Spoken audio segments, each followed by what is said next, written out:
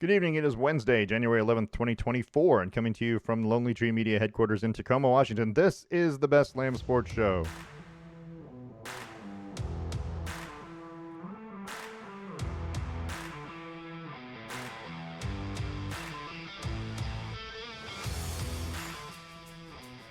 I'm your host, David Lamm. With me is my son, Parker. Say hello, Parker. Hello, Parker.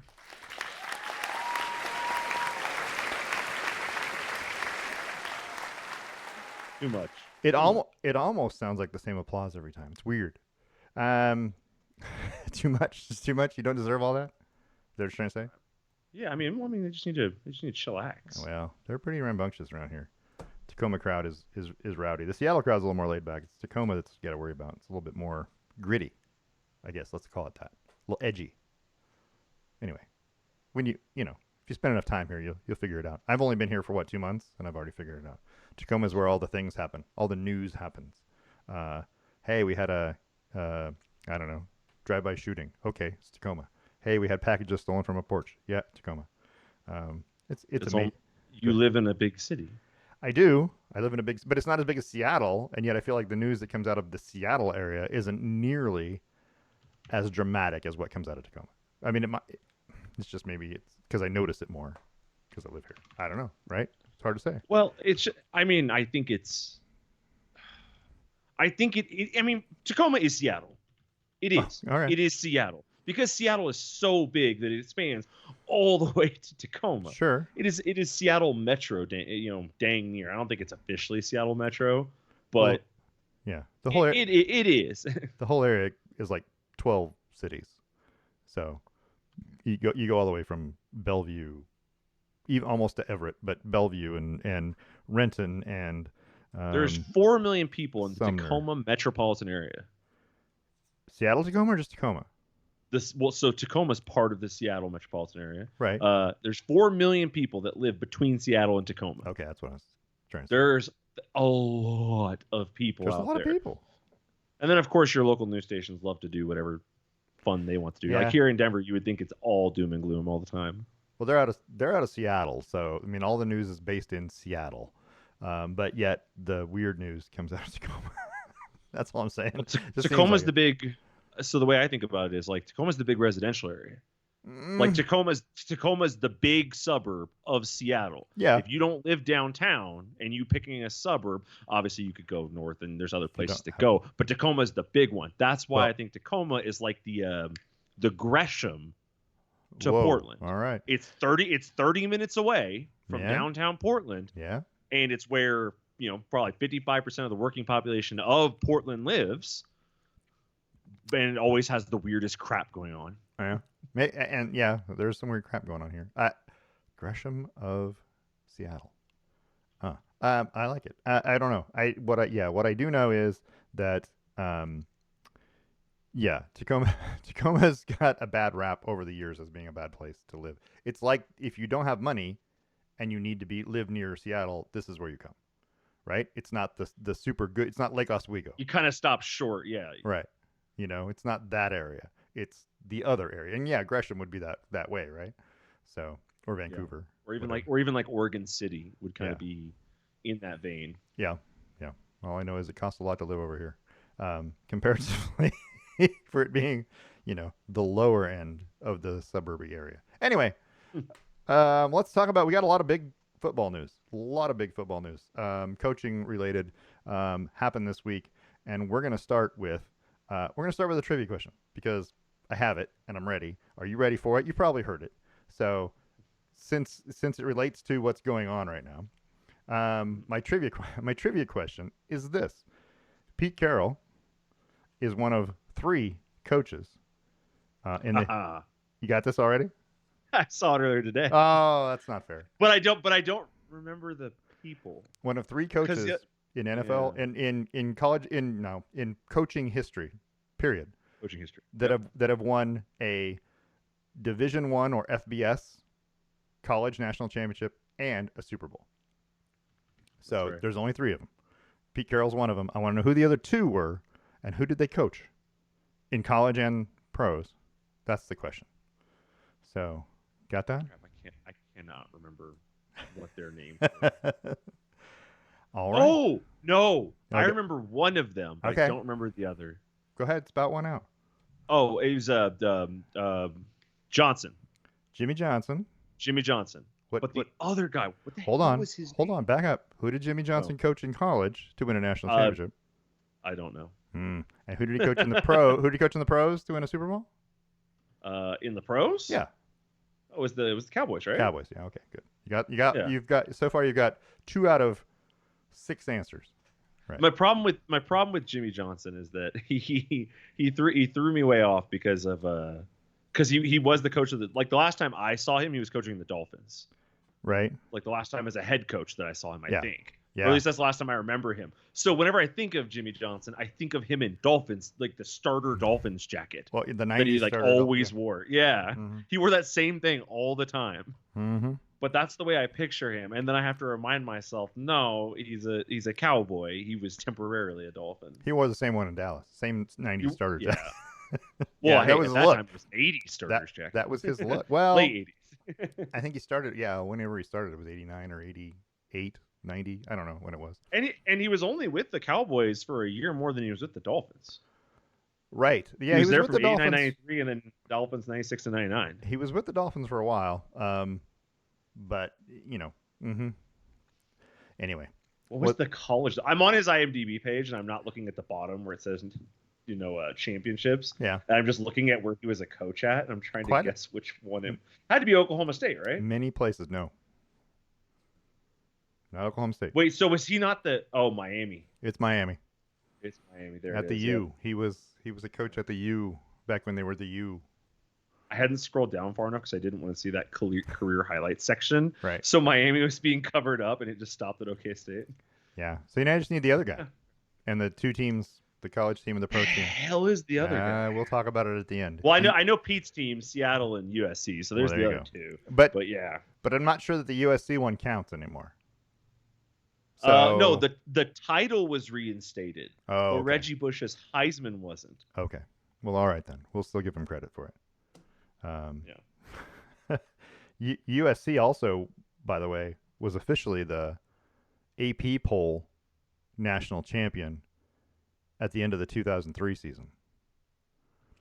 They LSU won the BCS championship game, but USC was voted number 1 by the AP poll. That's the only time that's happened in the BCS era.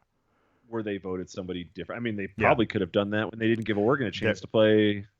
There were 5. Nebraska. Yeah, there were 5 undefeated teams at the end of that year. So they had a dilemma. Yeah. So anyway, there you go. I'm so excited for a 12-team playoff. I'm so excited for more of a prove it scenario. It'll be a lot better. I mean, it should be better, right? And I guess it should. You'll have to win a minimum of 3 games. Some will win 4 to make it to win a title. And the crying you're going to hear is from the 12-13, right? The team that's 13th.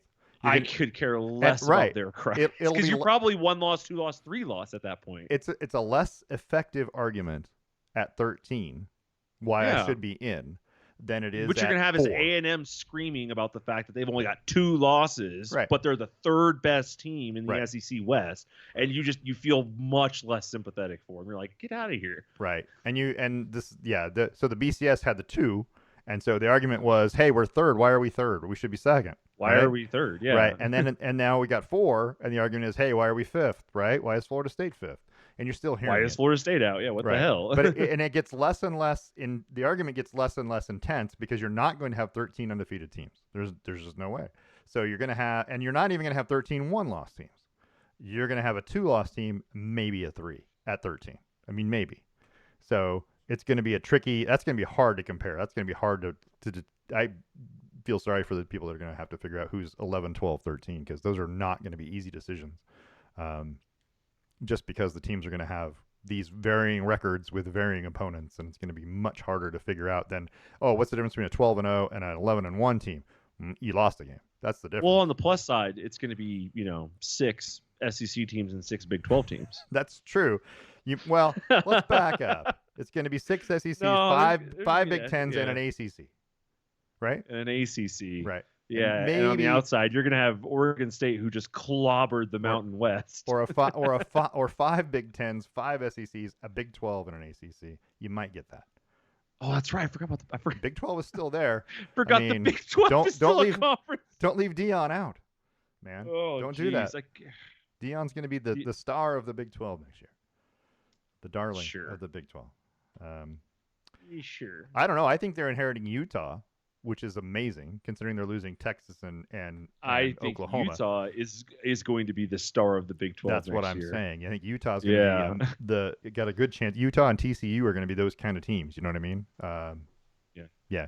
Anyway, let's talk about what happened in college or in football over the last 48 hours. Has it been? Is maybe 70? No, I think it's only been 48 hours. I think it's only been 48. Yeah, it's amazing. New England and Bill Belichick have decided to part ways after, gosh, how long has it been? 24 seasons. 24 seasons. Bill Belichick, by the way, is going to be 72 in April. He's 71. He looks really good for his age, despite him looking grumpy as hell. He always looks grumpy as hell. And by the way, Bill Belichick has looked like he's looked for 20 years. He's looked the same age forever. Here's that. By the way, if you're looking at the screen, here's that picture of him reacting to the world's funniest joke, which I missed last time. Right? It looks like a mugshot. It is. I mean, overlaid in front of a. This guy just got arrested for a DUI today. This is an actual after post game press conference, right? Look at the holy shirt. Yeah, it just looks That's terrible. His lucky shirt. This is a DUI picture. I've never seen anything like that. So he leaves with 302 regular season wins, 331 career wins. He has 31 postseason wins. He leads the NFL. He's got an NFL record. All of those were by Tom Brady, I think. Anyway, the Patriots are 4-13 this year, 29-49 since Tom Brady left. I'm just going to throw that out there. At the end of the 2019 season. So that begs the question, and everybody's going to throw out here, okay, so he has said he still wants to coach, right? Yes. Okay, so the question is, the reason he still wants to coach, I know the reason. He's chasing Don Shula's NFL record for wins, which is 347. He needs 14 to tie, 15 to pass. So two to three more seasons on a mediocre team, a season and a half of good. 2 seasons on a 50-50 team, or 1 really good season if he happens to land the right team. I don't know. I mean, there's some openings out there, and we'll talk about those in a minute. But so is he, in your estimation right now, the greatest NFL coach? He doesn't hold the record for most wins, but he's got the most Super Bowls. He's got the most. I mean, he's got all these records. But to be honest, and I'm just going to throw this out there, without Tom Brady, what are the Patriots? He's not there 24 years. There's no way, right? He's bouncing around. So that makes the question, is the greatest quarterback of all time on your team for that long the reason why you're the greatest coach of all time, or vice versa? Right. It's tough to see. This is the problem, right? This is the receiver quarterback argument, the player coach argument, is who made who better. Right. I will say I do think Tom Brady, I mean, obviously Tom Brady extended his career because Tom Brady went somewhere else to another coach, Bruce Arians, who was a good offensive mind, and carried that guy to a title. Right. So Tom Brady's clearly capable of doing it just about anywhere he wants to. The problem is that Bill Belichick's defenses are legendary. Tom Brady did his thing on offense. He almost didn't need Bill Belichick, I think, to even come into those rooms, come into those meeting rooms and be a part of it. But Bill Belichick coached some incredible defenses.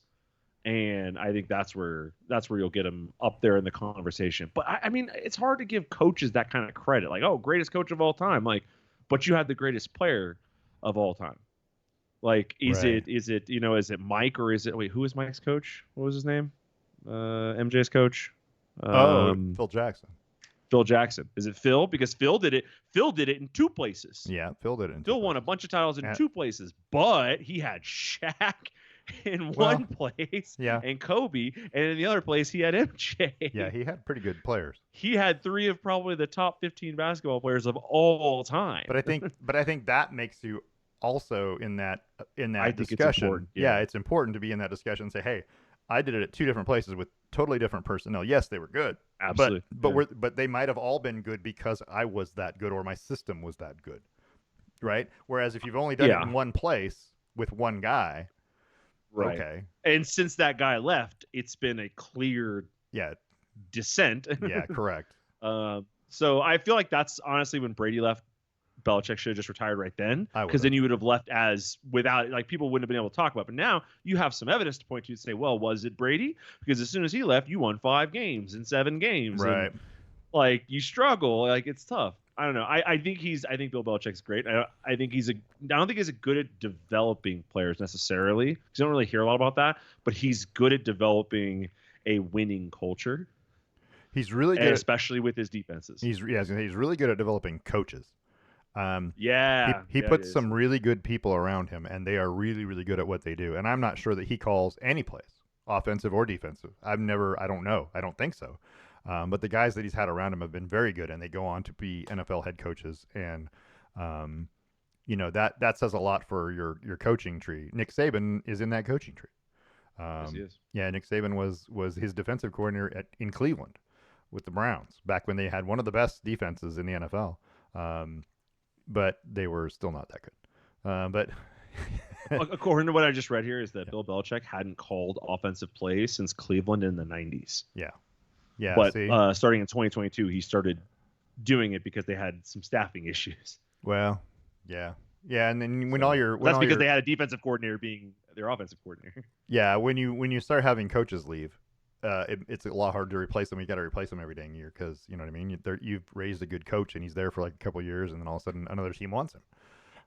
So yeah, it's hard to replace those guys. But yeah, he's But also, like, you have to wonder suspiciously, right? Bill Belichick's been accused of cheating a couple a couple times. times. Like a couple times, no big deal, you know. The Tom Brady's gotten in trouble once. There's deflated footballs all over the place. Sure. There's Robert Kraft rubbing shoulders with Roger Goodell constantly, and Yeah. it just and then the Tuck rule, all the quarterback rules that came into play. Like there was so much Yeah. that went into making, and I say Right. making, but it's constructing the Patriots as a powerhouse. They needed a little bit of help because I think the game would have eventually sussed it out. But the constant rule changes and debatable cheating. I mean, if he got caught cheating 3 times in his career, he probably cheated 20 Sure. and only got caught 3. Oh, So at least, yeah.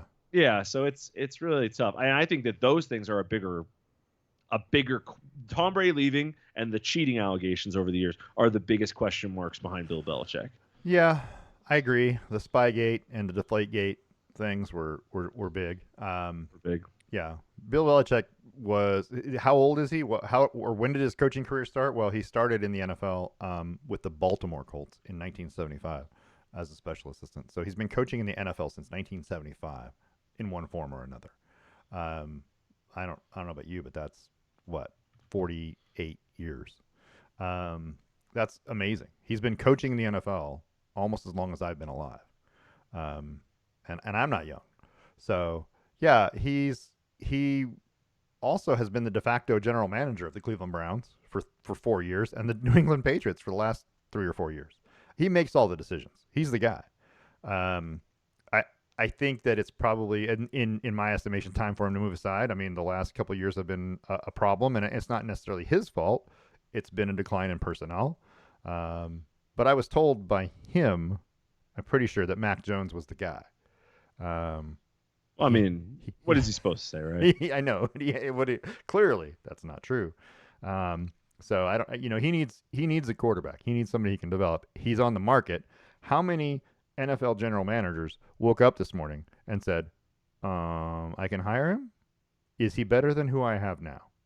Not just the open positions like Los Angeles with the Chargers or Atlanta. Not just those spots. I mean, LA's kind of a pre-built destination for him. It's got a good quarterback. You're talking about a place that might fire their existing coach to bring him in. Or there's not that many. Or what if, and I'm just throwing this out there, what if someplace down deep in the heart of Texas goes into this NFL playoff and falls flat on their face in the first round again and has a built-in quarterback? That makes it interesting, does it Maybe. not? I mean, maybe. I'm Yeah, not saying it's going to happen, but there's a chance. There, you look at it and you go, it's there's not out of the realm of possibility. it's not out of the realm of possibilities, but it's excruciatingly unlikely. And because I mean, think about who's in, right? Right. So just a quick synopsis: Are the Browns going to fire their head coach? Probably not. Probably They're having not. a Not right great now. season. They're on the way up. No. Texans? No way in high hell. No, No, probably they're not firing. What's his name? The defensive guy. Anywho's, Dolphins? Nah. Chiefs? Nah. No. Steelers? Maybe. Maybe. But nah, they would have done it years ago. They've been mediocre for 3 years. Like, when would they have done it? The Bills? No. Although the Bills could lose and you could have questions, but I don't think they're going to fire him. The Packers? No. He's made the playoffs. They're on the way the year up. after losing Aaron Rodgers. Right, that's weird. What the hell? That's amazing. The Lions? Hell no. The Rams? Hell no. The Eagles? Hell no. The Buccaneers? Maybe. Are interesting, but they're back in the playoffs without. But they're back in the playoffs a Yeah. year after Tom Brady couldn't do it. Yeah.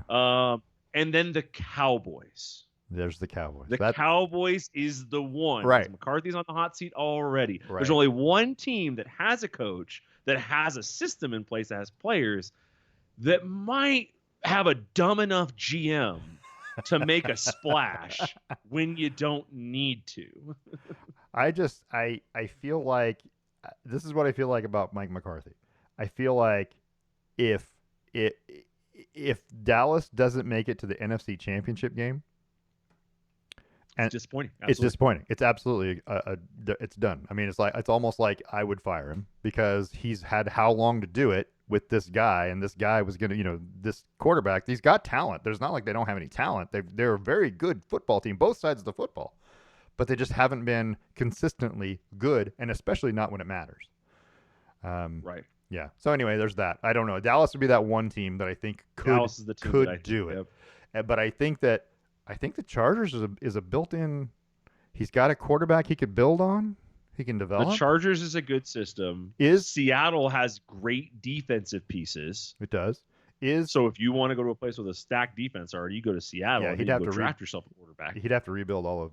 But they've got running backs. They've got a whole defense. True. They've got wide receivers. They just need a QB and some O linemen. That's really all they need. Who else is open? Atlanta, Las Vegas. I don't think you want to mess with those. Las Vegas maybe, but you're still gonna want to grab a new quarterback. Ain't O'Connell ain't the future. No, he's not. But then you get to go there and coach Max Crosby. Right, and I would be willing to bet after the wild card round you might get one or two. You might get a firing. I don't know for sure, but you might. Depends on who loses. So I guess we'll have to see. Probably, he's going to go down in history as probably the greatest NFL coach of all time, although he's third on the wins list. So there's that. Just letting that be known. Well, let's say this. Yeah. He was successful during the NFL player revolution, meaning like the players started demanding unreasonable, crazy salaries. The players started trading teams and jumping around. And even when that started, he was still successful. Right. Speaking of Jimmy Johnson would have just fired whoever back talked him on the team, and the NFLPA didn't exist. Speaking of Speaking about your 80s starter jackets, there's one right there. Bill Belichick wearing that Giants starter jacket from the 80s. Yeah, right. He was a coach for the Colts, the Lions, the Broncos, the Giants, the Browns, and the Patriots. If we the didn't Jets. have Sean Payton, I'd say you come back here. I think he's. But I like Sean Payton's offensive scheming better. But if we didn't have Sean Payton, if we just fired a coach, I'd say bring him on in. Right. And so yesterday morning, I think this was yesterday morning, right? Seattle Seahawks and Pete Carroll announced that they've agreed to part ways after 14 seasons and the franchise only Super Bowl title. Pete Carroll has 181 total wins, 170 regular season and 11 postseason. And he's going to stay on, apparently, in an advisory capacity with the team, some sort of advisor. I don't know what that means, but what it sounds like is we don't want you to be coach anymore, but we don't want to fire you because it looks callous, right? So would you stay? And he's obviously agreed to it. He didn't fight it. Otherwise, they would have just fired him. But Seattle was 9-8 this year, narrowly missed the playoffs. They were almost in. Almost. I think that anytime this particular Seattle team, which has good parts and pieces, makes the playoffs, that's a win. because I don't think, honestly, that they're that good a football team. I think that they come together at the right times. Geno Smith, okay, especially defensively. yeah, Geno Smith has been better than he probably should be for the last couple of seasons that he's been, available when he's not hurt. Um, he's better. He's better at this point in his career than he was when he started. I mean, that's fair to say, I think. But it just Seattle seems like that team that always has parts and pieces, and then they dismantled their entire defense, and now the defense is coming back together. They have running backs. They had running backs before, and then they got rid of all those running backs, and now they have different running backs. But I think Seattle's a good program. Whoever's going to inherit the Seattle Seahawks is going to do well. I think it's going to be a good spot. Carroll was 84-19 at USC also, won a national championship in 2004. That was vacated and reinstated. But that was Matt Leinart, Reggie Bush, and some others. Pete Carroll is a player's coach. I think that was, and you could see that in his address to the media yesterday. He got emotional when he talked about the players. You watched Bill Belichick get emotional when he talked about the program, the organization supporting him, and the things he's been able to do. But you watch Pete Carroll, he didn't get emotional about the program. He got emotional about the players, the things, the relationships. That Pete Carroll's a player's coach. He's that guy. You watch him before games out there talking and laughing and hugging players, and it just, you see it. And as a I mean, I played in high school, and as a high school player, that's the kind of coach I would have wanted to play for. But also a great football coach. I mean, he's, his coaching tree also, the guys that have played for him and coached under him are amazing. But I don't know. Pete Carroll is probably going to be a Seattle Seahawks Hall of Famer. He's going to be a Ring of Honor guy. He has to be, I think, at this point. If he's got your only Super Bowl, how do you leave him off? And the question is, will he leave Seattle at some point and coach somewhere else? Pete Carroll, also 72, by the way. Bill Belichick's only 71. Bill Belichick is the youngest guy of these three coaches we're going to talk about. He looks like the oldest one compared to the other guys. I think if you're the Chargers, you should look into Pete Carroll more than you should look into Bill Belichick. I might agree with that. Yeah, I think you might be right. Yeah, but I don't know if he will. Develop. But yeah, that'd be awesome. Well, the thing is, I don't know how much Pete Carroll is staying around. They said they said that he's going to stay around in advisory capacity. Right. What the hell does that mean? Right. I don't even know. What does that look like on a payroll? Right. Like, how much are you paying Pete to do this? Like, at some point, Pete could just be like, I just want to go coach somewhere else. Like, so move a little farther south. Hell, wouldn't it be great if he took over a divisional rival? That would be interesting. Like the Cardinals. That would be exciting. Yeah. But yeah, Pete Carroll's been fun, but Pete Carroll's that next generation of coach who realized that this isn't about the team. Right. This is about the individual. That's where this is all steering. So he made good relationships with players and exploited them in a good way for success, right? Sure. For their success and his success. So whereas, Bill Belichick was, this is the way this is the Patriot way. You either fit in or you get out. And he was so good at that people just fell in line. Whereas Pete Carroll was so good at fostering and building relationships individually that he got players to excel and be their best and let them be themselves, sometimes to a detriment, yeah. sometimes to a positive. Yeah. But yeah, I think Pete Carroll's a more interesting coach than Bill Belichick. I think as a player, I get the Bill Belichick mantra, just go out and do your job. And I like that. You know what I mean? You have a job, go do it all the time. Yeah. And that's great. But I think players would like to play for Pete Carroll before they would like to play for Bill Belichick, just because of the feeling, you know what I mean? Being accepted and acknowledged, and those things are, today's athlete has an ego that needs to be stroked. It has, you know what I mean? They're not all of them, but the majority of them. You have to tell them that they're especially that the superstars that impact your play. Correct. Yeah, you got to go out and tell them that they're great. Otherwise, they might not be great. So anyway, there's that. But I feel like, yeah, maybe the Chargers would be a good destination, and Pete would like to live in LA, I think, again. Probably still has a house there. Probably. He probably does. One more coaching change that we need to talk about, and that's going to be Nick Saban. Nick Saban has retired at Alabama, and the search and speculation is on for his replacement. But Nick Saban was 201-29 in 17 seasons at Alabama, which is an 874 winning streak. He only lost 29 games in 17 seasons at Alabama. Right. 6 national titles there, 9 conference titles, 4 Heisman winners. Alabama had never won a Heisman Trophy until he showed up. They were 16-7 in bowl games. Just to put that in perspective, he's 17 seasons he was coached there. They played in 23 bowl games. Well, that's the college football playoff having that effect because you get 2 games, right? But most teams don't even go to 17 bowl games in 17 seasons. He went to 23. His coaching tree is extensive, just like Bill Belichick. Everybody has coached for him. Steve Sarkisian, Lane Kiffin. There's a number of coaches. Kirby Smart, Dan Lanning. There are a number of current NFL head coaches. Butch Jones is one of his. Mario Cristobal. So there's a number of them, and there's former coaches. Jimbo Fisher, who's not doing anything. Will Muschamp, and I say it like that just because he's not. Derek Dooley, Jeremy Pruitt. There's a bunch of guys who coached for him. Mel Tucker, either at Michigan State, LSU, or Alabama, who have become NFL coaches or college football head coaches. They're still, 11 or 13? I can't remember. 13, I think. Current college football head coaches who were assistants under Nick Saban, Right. which is crazy. Yeah, so he's going to go down as probably the greatest college coach. I'm not sure that he is, but the national championships are what going to give him that. You know what I mean? They're going to championships. People remember titles, yeah. They do. Bear Bryant was one of the best college football coaches of ever in the history, also at Alabama. Bear Bryant and Nick Saban are the only 2 coaches to ever win an SEC title at 2 different schools in the SEC. So there's that. Another little trivia tidbit. That's what I do.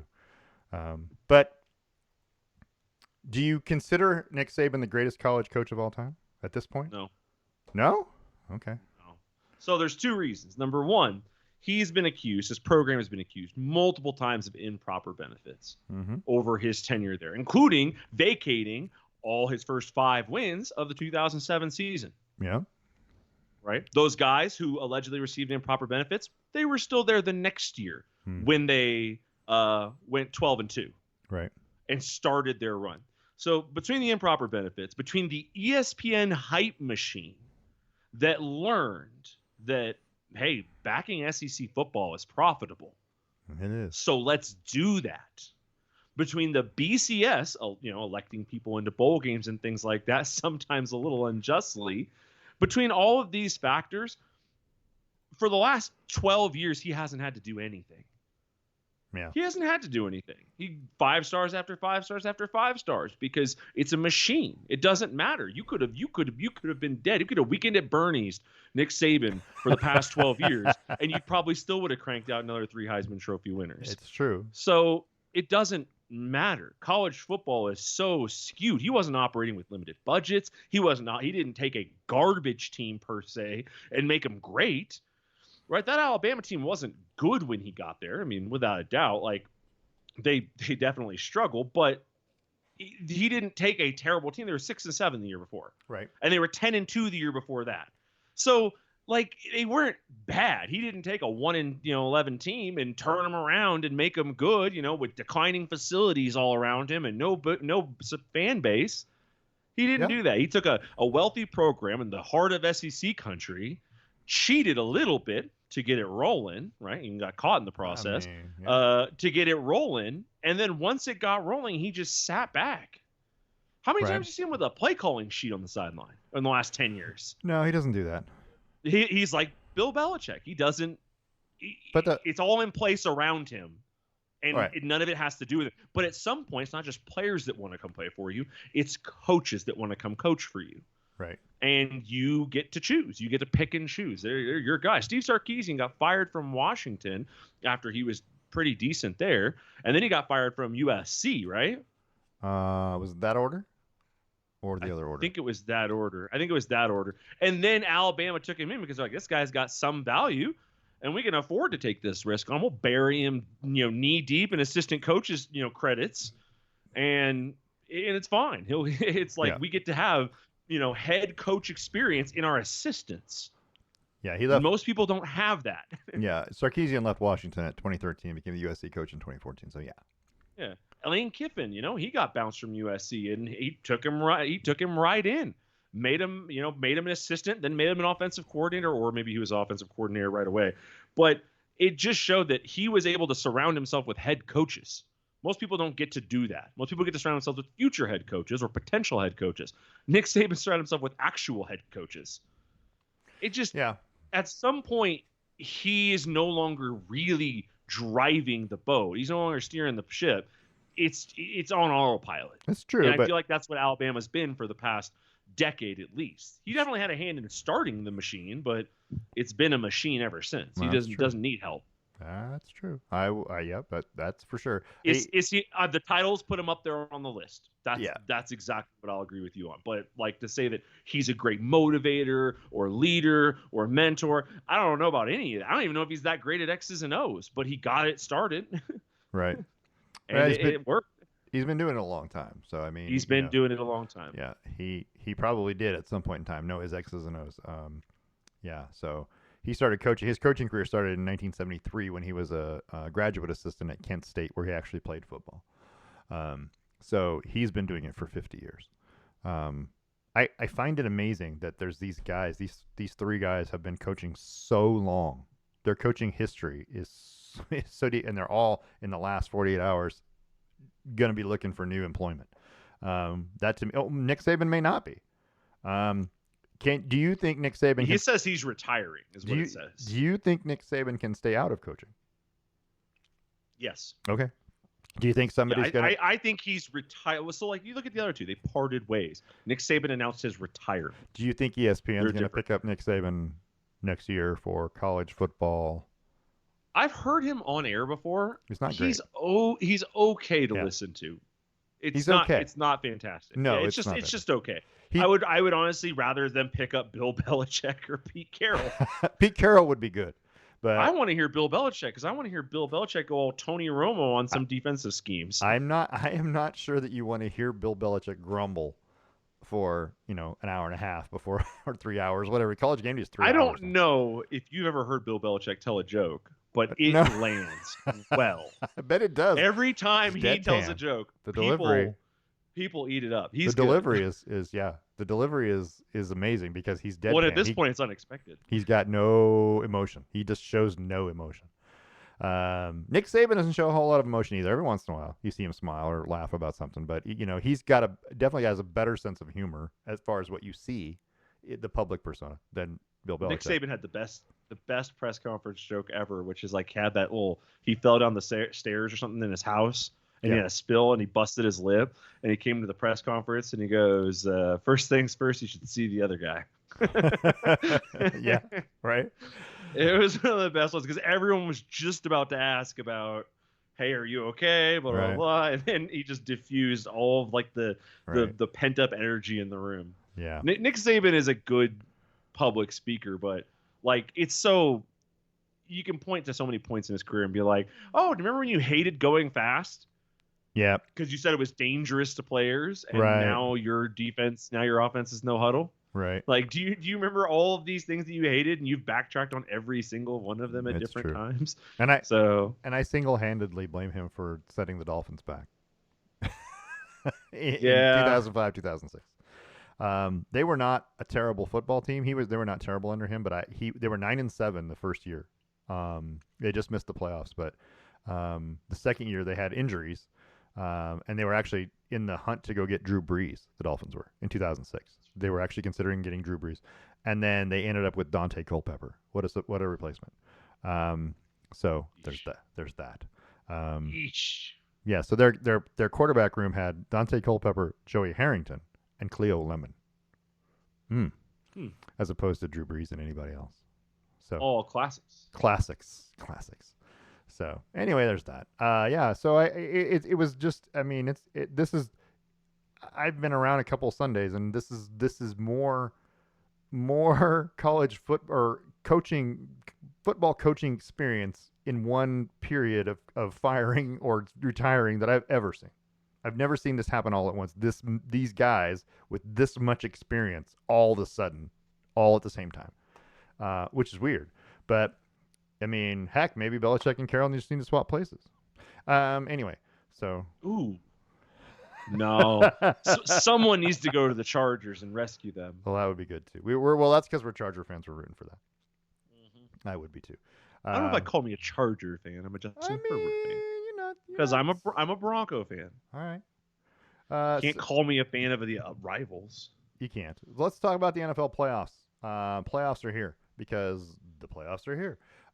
And as the schedule goes, on Saturday, we got a couple of AFC matchups, and that's Cleveland at Houston, Miami at Kansas City. One's on NBC. How do you feel about the other game? Miami at Kansas City is on Peacock. How do you feel about Roger Goodell pulling the power move and saying, hey, all you Swiftie fans, you got to subscribe to Peacock or pay for this so you can watch the game? They already have Peacock? They probably do. I don't think it's that much of a... I think this is a move saying, hey... Well, so the problem is I hate that the NFL is so tied to regional cable. Right. Fox and CBS. If you don't have it, get effed, right? Because you don't get to watch it unless you somehow pay for Red Zone. And then you can stream Red Zone, but good luck watching every play. Just a few in the end zone. So it's really been kind of silly, like that it's been so tied. This is a great way for CBS to partner. It's still going to be regionally on CBS, but then they're partnered with Peacock to air the games. Or sorry, CBS is on Paramount. Peacock is NBC. NBC now has a streaming platform, so we're going to air it locally on NBC. Where I'm sure the regional areas for those games will still have it on NBC, but then the global, if you're outside of their regions, it's just on Peacock. Because they did the same thing with the Amazon games, the Prime games. If you're in those regions, you still get it locally on your local channels, but everywhere else gets it on Prime. I don't think it's that much of a power move. I mean, I've had Peacock for 3 years. Yeah. And a lot of people have. It's kind of weird, and it's definitely going to cause a little bit of an uproar. But if you're, a 70-year-old Chiefs fan who's never considered streaming anything, right? Maybe now you have Peacock. It honestly attacks that demographic more. Older, I don't want to get into it thing. Yeah. What I don't like is that I honestly liked the fact that I used to have Fox, CBS, and ABC. Those three channels were every football game was on those channels, and now then they threw in NBC. Okay, we're gonna do every football game they allowed you to watch, right? Well, that's true. Well, right, but every game that was nationally broadcast, 4 games a day, whatever it is, right? Yeah. And then your regional, whatever. If you live in Atlanta, it's Atlanta. If you know what I mean. If you live in Seattle, like I do, you got the Seahawks game no matter who else was playing, and it was important. But yeah, you had those 3 channels, and every game that was broadcast, basically the national games, were on those channels. And now you also have to throw in Peacock and Amazon. And I'm like, in order to watch all of those the only Thursday game is on Amazon. I mean, I don't like that. That you have to have Amazon to go watch it I get it that you have the partnership and you know what I mean, you're trying to distribute, and I understand that. I just don't like it. I think it should be a broadcast game on a regular broadcast channel, not a cable channel or a specialty channel, a subscription channel like Peacock or Amazon. I don't like that, but that's because I'm old. So there was a study published back it was 2022, steering in 2023. Roughly 71% of Americans had Prime. Are Prime members on Amazon. So 71% of America, can watch this. So either you steer and you can watch it on the go. You don't have to be tethered to a television in a place. True. You can have it on your phone at a grocery store, in the car, or at the mall, like whatever. Like putting eyes on the game is clearly the NFL's most desired factor. The reason they're going to take it off of local networks and put it on Prime is because there's more eyes that can put it on. If you put it on Prime, there's more potential eyes. It's silly, but it's. Yeah. I hate how expensive cable is, how hard it is. Like right now, I live in Colorado, right? And Avs games are broadcast on Altitude Sports, all right? And because I'm in Colorado, that's the only way to watch them. The only way to get Altitude Sports in Colorado is with DirecTV. It is it. Yeah. You have no other way to watch Avs games in this city unless you have DirecTV Yeah. or illegally stream it. I don't like those things because the Pac-12 network was that way too. Same way, yeah. You only get it on certain. I mean, I get it with certain cable Xfinity, providers, yeah. but I got it with Dish Network where I was, but Yeah. you didn't get it if you had DirecTV. DirecTV. Yeah, you didn't. Yeah, get that it. was a big thing. Yeah, and that's so frustrating. These disputes and arguments between cable providers and the NFL or in the NBA or whatever. Like, God damn it, just put it all online. Yeah, every TV's internet connected anyways. It's true. Every cable box can stream. And just I agree. Put it freaking online. Let's make it easy. I agree, but and I don't have a problem with that. I just don't like that you have to pay for certain things. And if you're I know you're talking about Amazon Prime, and most people have Amazon Prime's the only one that you have to actually pay for. Right. Peacock is free. Oh. There's a free version of it, and that includes the NFL games. Okay. But if you want access to other streaming features or no commercials, you have to pay for it. I was gonna say, but that's for now, until they change. That's for now, because everything's Netflix, for now. Netflix used to be super cheap too. It's still pretty cheap for what you get. I mean, it is. You're not wrong, but yeah, $20 a month, and you got millions of movies at your disposal. It's still going up though. But I mean, it always is. But I have to have that to watch this thing, and I have to watch Amazon to watch this thing, and I have to watch Hulu. I have to have Hulu to watch this thing. And see, this is the argument, right? Oh, I have to have 7 different services, or you have 7 different services, sure, but it's all on one Roku device. That's true. So it's not like you have to turn on 7 different TVs or open 7 different laptops. No. It's not wildly complicated. Yes, you have to have 7 different logins. Not really. It's usually just your email address. And you have to have 7 different passwords. If you're like most Americans, not really. It's the same 7 passwords 7 times. So you have to but once you log into these apps on this Roku or on this Fire Stick or on this whatever, you don't have to do it again, presumably. Your dog's name. So you just open the thing and go. Your dog's name and his birthday or whatever. I mean, you know what I mean? I mean, that might be that's like everybody's, or your significant other and your anniversary. Or you're one of these psychopaths that use the suggested passwords. Oh my gosh. I look iPhone. at them, it comes up and they show me, do you want to use the suggested password? And I look at it and I went, no, I do not. Way. I don't want to write it down. First of all, I don't even want to write that down. And I have a password. No way. And I have a password book. So if anybody ever robs me, if you're out there, I have a password book. You will also have access to his Hulu. You will. You'll have access to my Hulu and everything else. But I write all that crap down because there is no way on earth that I would remember Q3X7 dash, whatever. And I'm like, this is dumb. I get it. It's super secure because no hacker's going to be able to get it. I understand that. But it's also, I'm never going to get it either. And I've already forgotten. The minute you look at it and you put it in, you're like, if I don't write that down now, I'm going to have to change my password next time.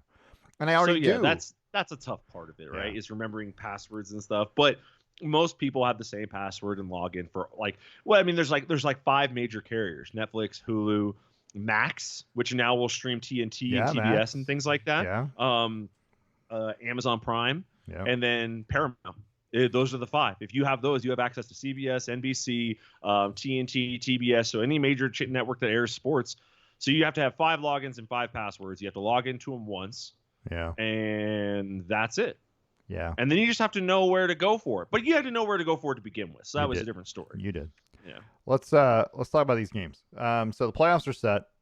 Cleveland at Houston is the first game Saturday, 1:30, NBC in Houston at Energy Stadium because Houston won their division. Cleveland has the better record. Cleveland and Houston have played once this year. It was 36-22 Cleveland at Houston in Week 16. Now that was without C.J. Stroud. That was it was Davis Mills at quarterback for the Texans. So this is going to be a little different with C.J. Stroud. Cleveland is a 2.5-point favorite at Houston. So soft. Cleveland, that's such a soft spread. Cleveland, it's just under a field goal.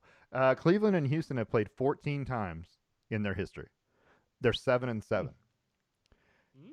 The home team has won 9 of the 14 games. And Cleveland has won the last 4 matchups. So, that being said, I need for you to tell me who's going to win the Cleveland Texans rematch on Saturday.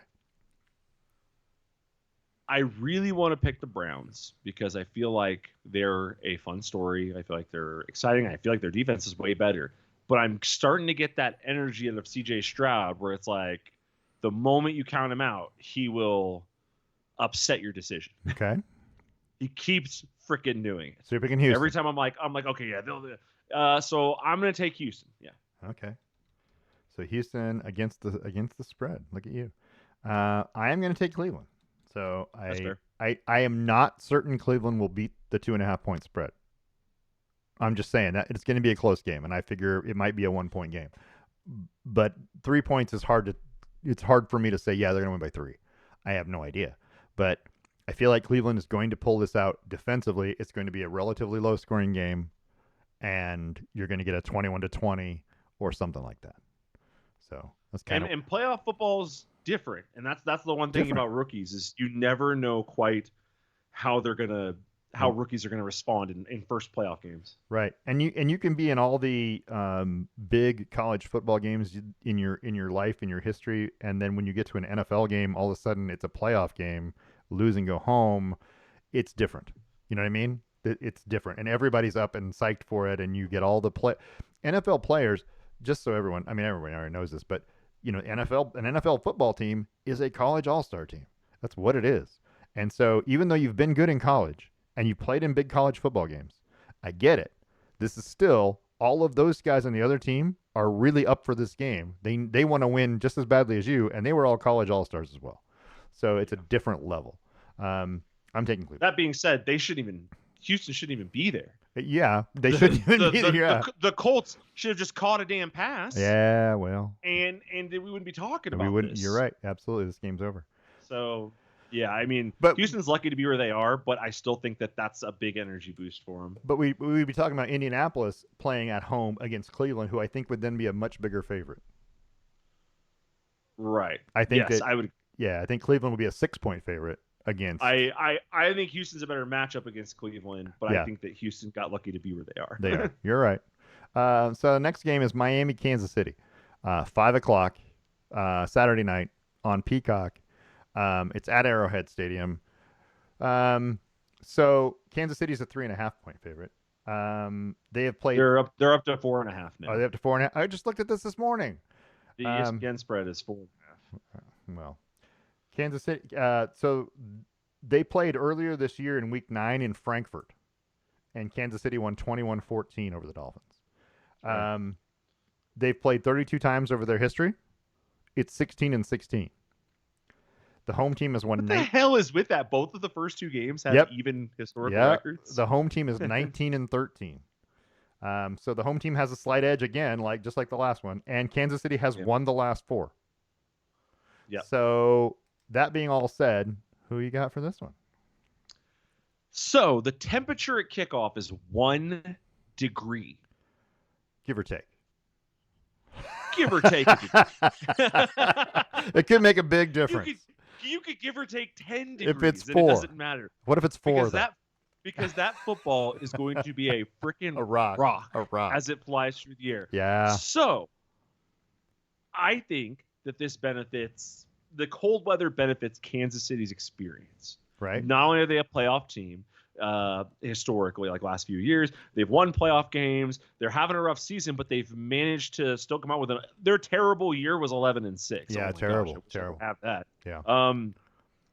They're used to playing in this kinds of weather. They're used to practicing in this kinds of weather. Yep. They have still one of the most dynamic quarterbacks in the league. Their rushing attack is plenty fine. I think the Dolphins aren't going to be ready for this game. Like, they've had trouble with big teams this year. Yep. We know that. Yep. And they already played the Chiefs once indoors. So I think this is going to be. I think it's going to be a tough. It's going to be a tough game. I'm not saying the Chiefs are going to blow anybody out because they haven't all year. But my guess is going to be something like, I don't know, 18-14 or something like that. Chiefs cover 21-14. Chiefs cover the spread 3.5. They cover the spread. Yeah. Okay. All right. I'm also going with the Chiefs, and for the same reason you mentioned, the weather. The Dolphins are at a strategic disadvantage because, I mean, you can go there and spend all week in Kansas City. That's great. after you spent last week in Miami where it was 80. It's not the Right. same. I mean, Exactly. it takes longer than that for your hands to get used to freaking catching. And unless they overinflate the footballs, and I'm not saying they're not going to, but unless you overinflate the footballs, it will be hard as a rock when you try and catch it. If you That's overinflate why I them, said it's a rock. Yeah. if you overinflate them, they're hard as a rock anyway. You know what I mean? They I'm get picturing harder. Tyreek Hill trying to catch a freaking baseball firmness, Yeah. football out there. And I don't know that Tua throws the most catchable football. He's got a good arm. It's a lot of power behind it, but I'm not sure it's the most user-friendly ball. Also, the Chiefs' defense this year has been on another planet. I feel like I kind of criticized them, but their defense has been great. And I didn't ask you this because you picked Houston in the first game, right? How does Cleveland win that game? Going back a sec, but how does Cleveland win that football game? Cleveland wins that game by eliminating the energy, covering Nico Collins, and eliminate the energy. Young teams like Houston, like Seattle back in like 2012, they thrive on momentum and energy plays. Like that is their entire identity. Is, oh, I just made this big pass. I'm getting hyped while I'm running up to the line. You're getting hyped downfield, and then we continue that. Stop it. Not if you can crush the big plays, get rid of the third and long. I mean, hell, CJ Stroud had 2 plays on their quote game-winning drive that were absolutely busted. He just got bailed out. Yeah. On a pass interference and on another dump, when he should have been sacked to Nico Collins. So just stop those plays. Okay. You can do everything else fairly normally, but if you stop the big plays and you prevent them from gaining any energy, you will grind out this game. Okay. So I picked Cleveland in the first one, and I think if Houston's going to win this game, that first game, Houston has to have a big game from C.J. Stroud. He has to make good decisions, not turn the ball over. They have to make those big plays. He has to take the opportunity when something presents itself. He's got to take it.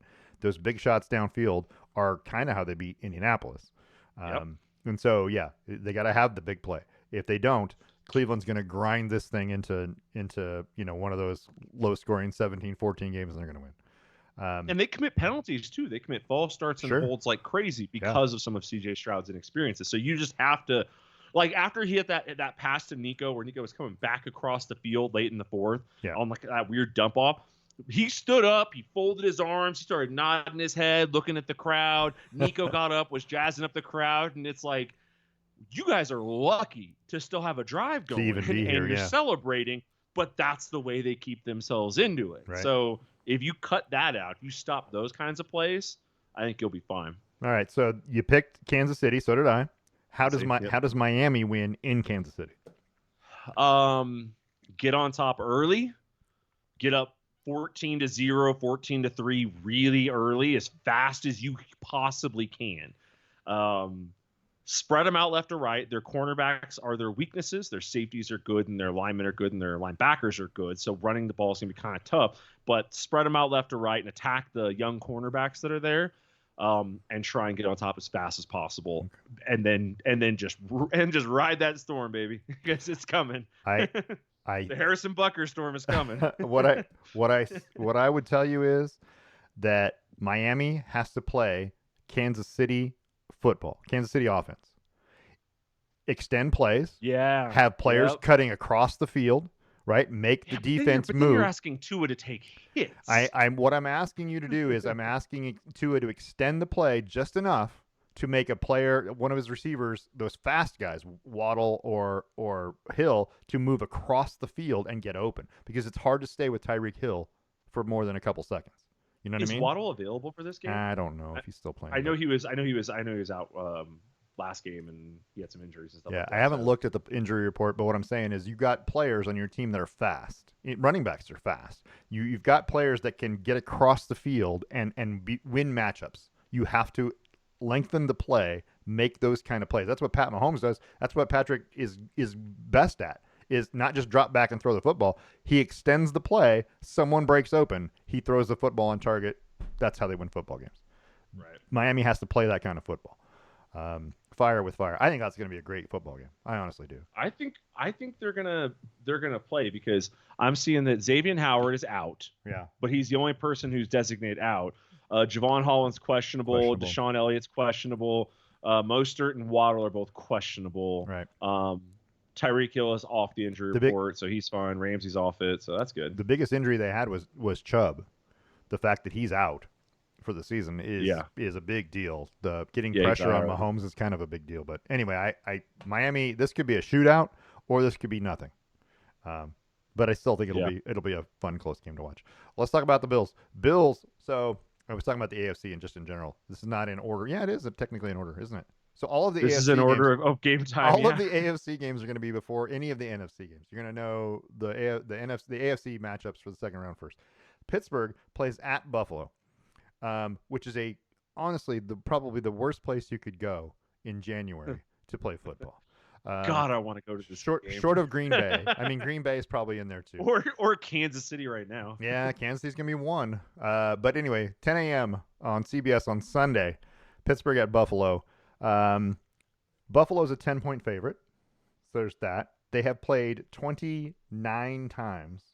Last time they played was week 5 of last year, and Buffalo beat them 30-3. They've played 29 times in their history. Pittsburgh has the lead 17-12 historically. The home team has won 19 of the 29 games. Buffalo has won 3 of the last 4.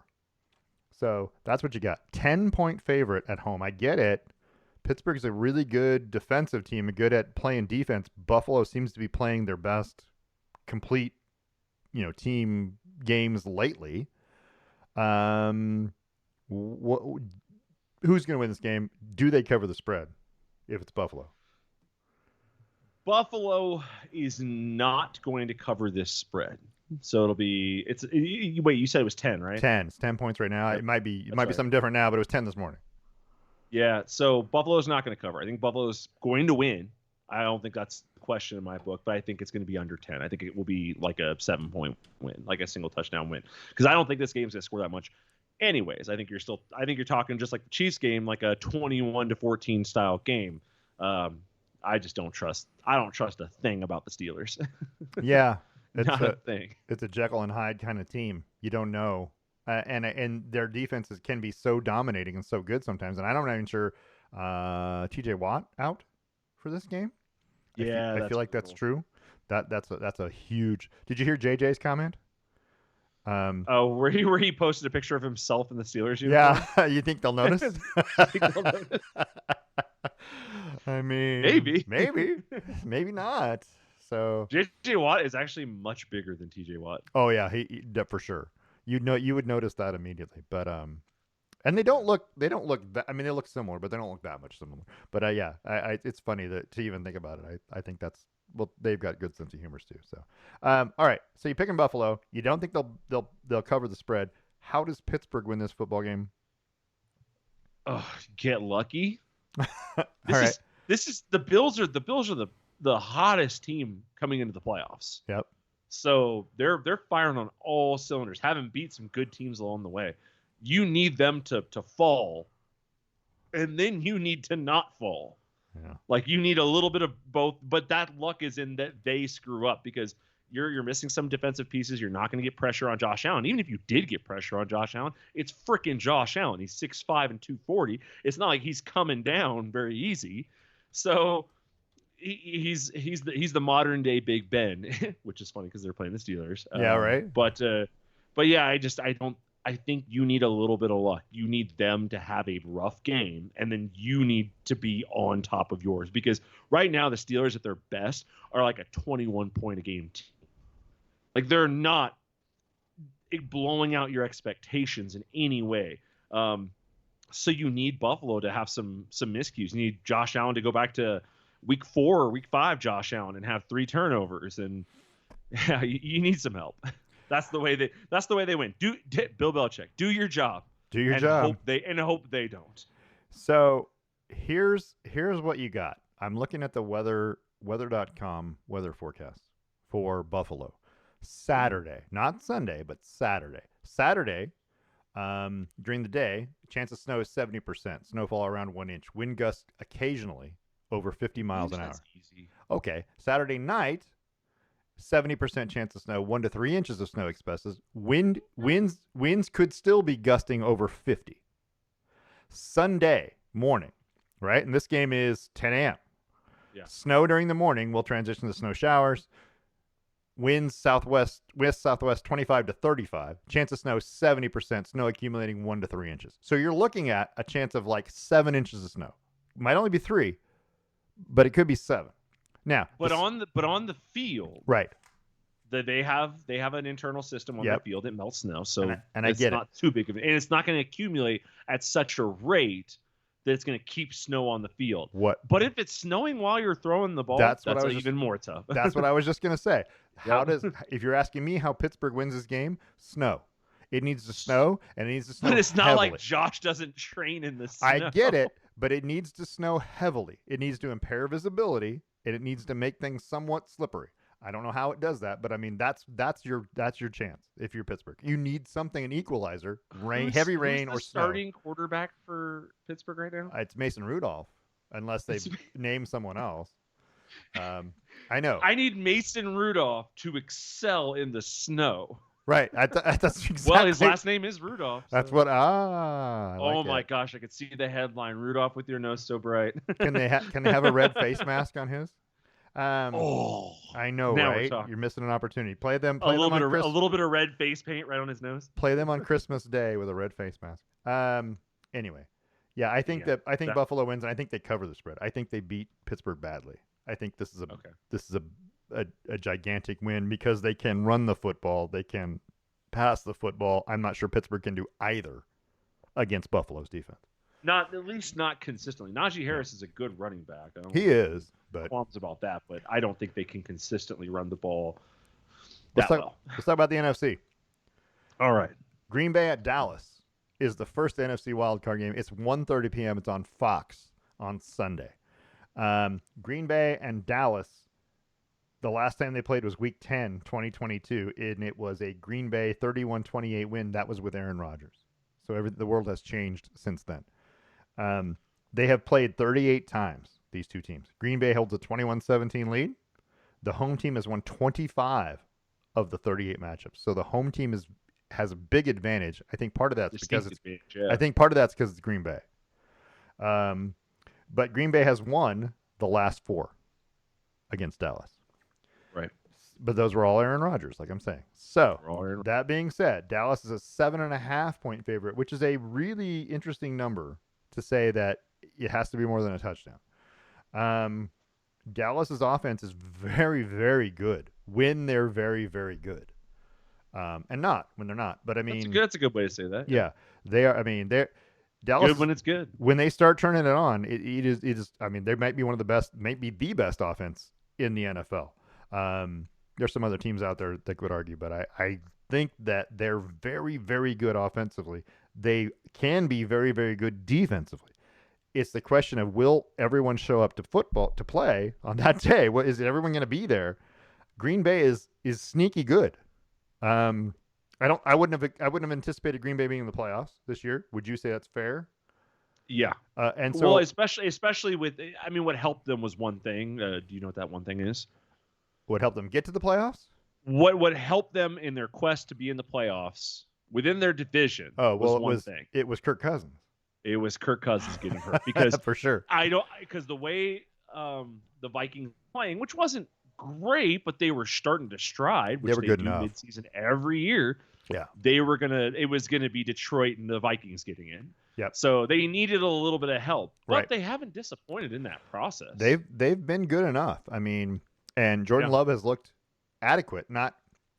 He's not great. I wouldn't put him in the top, 5 quarterbacks, but really good throws. He really does. And he's definitely played better than you would have expected. So yeah, I like Green Bay. I like the way they play. I like the fact that they're always going to be the underdog as far as the playoffs go. So I like that mentality. Right. Dallas can be good. Dallas has a lot of pressure to win this football game. A lot of pressure. Yeah. More than any other team on this list. Dallas has got pressure. I don't think there's any other team on this list. And they're a favorite. Yeah. And they have so much pressure. Yeah, I don't think there's any other team on this list that you could point to and go, you have a lot of – maybe Philadelphia. Maybe. Only – not in the sense of losing jobs, but only in the sense of, convincing us. Disappointing season, right, yeah. Right. All right. So who you got, Green Bay or Dallas? I'm going to take Dallas. They're at home. I don't see they've been great at home all year. I have no reason to believe that would stop now. And that's the thing; they're really good at home. Do they cover that 7.5 points? Yes, I think they do. Okay, I'm agree with you. I have more faith in them to cover their spread than Buffalo to cover their spread. I hate that I have to agree with you, but I have to agree with you.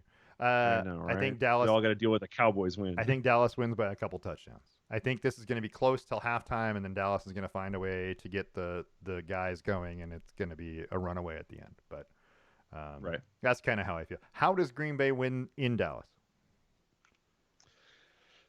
Limiting big plays to CD is the big one, because he catches these big 20, 30-yard bombs. So, make sure you're covering well against him. Force Dallas to beat you slowly. Force them to beat you with the run. Force them to beat you underneath. Force them to beat you on 15, 20-play drives that result in them only having 20 points at the end of the game. Yeah. And then capitalize on your possessions.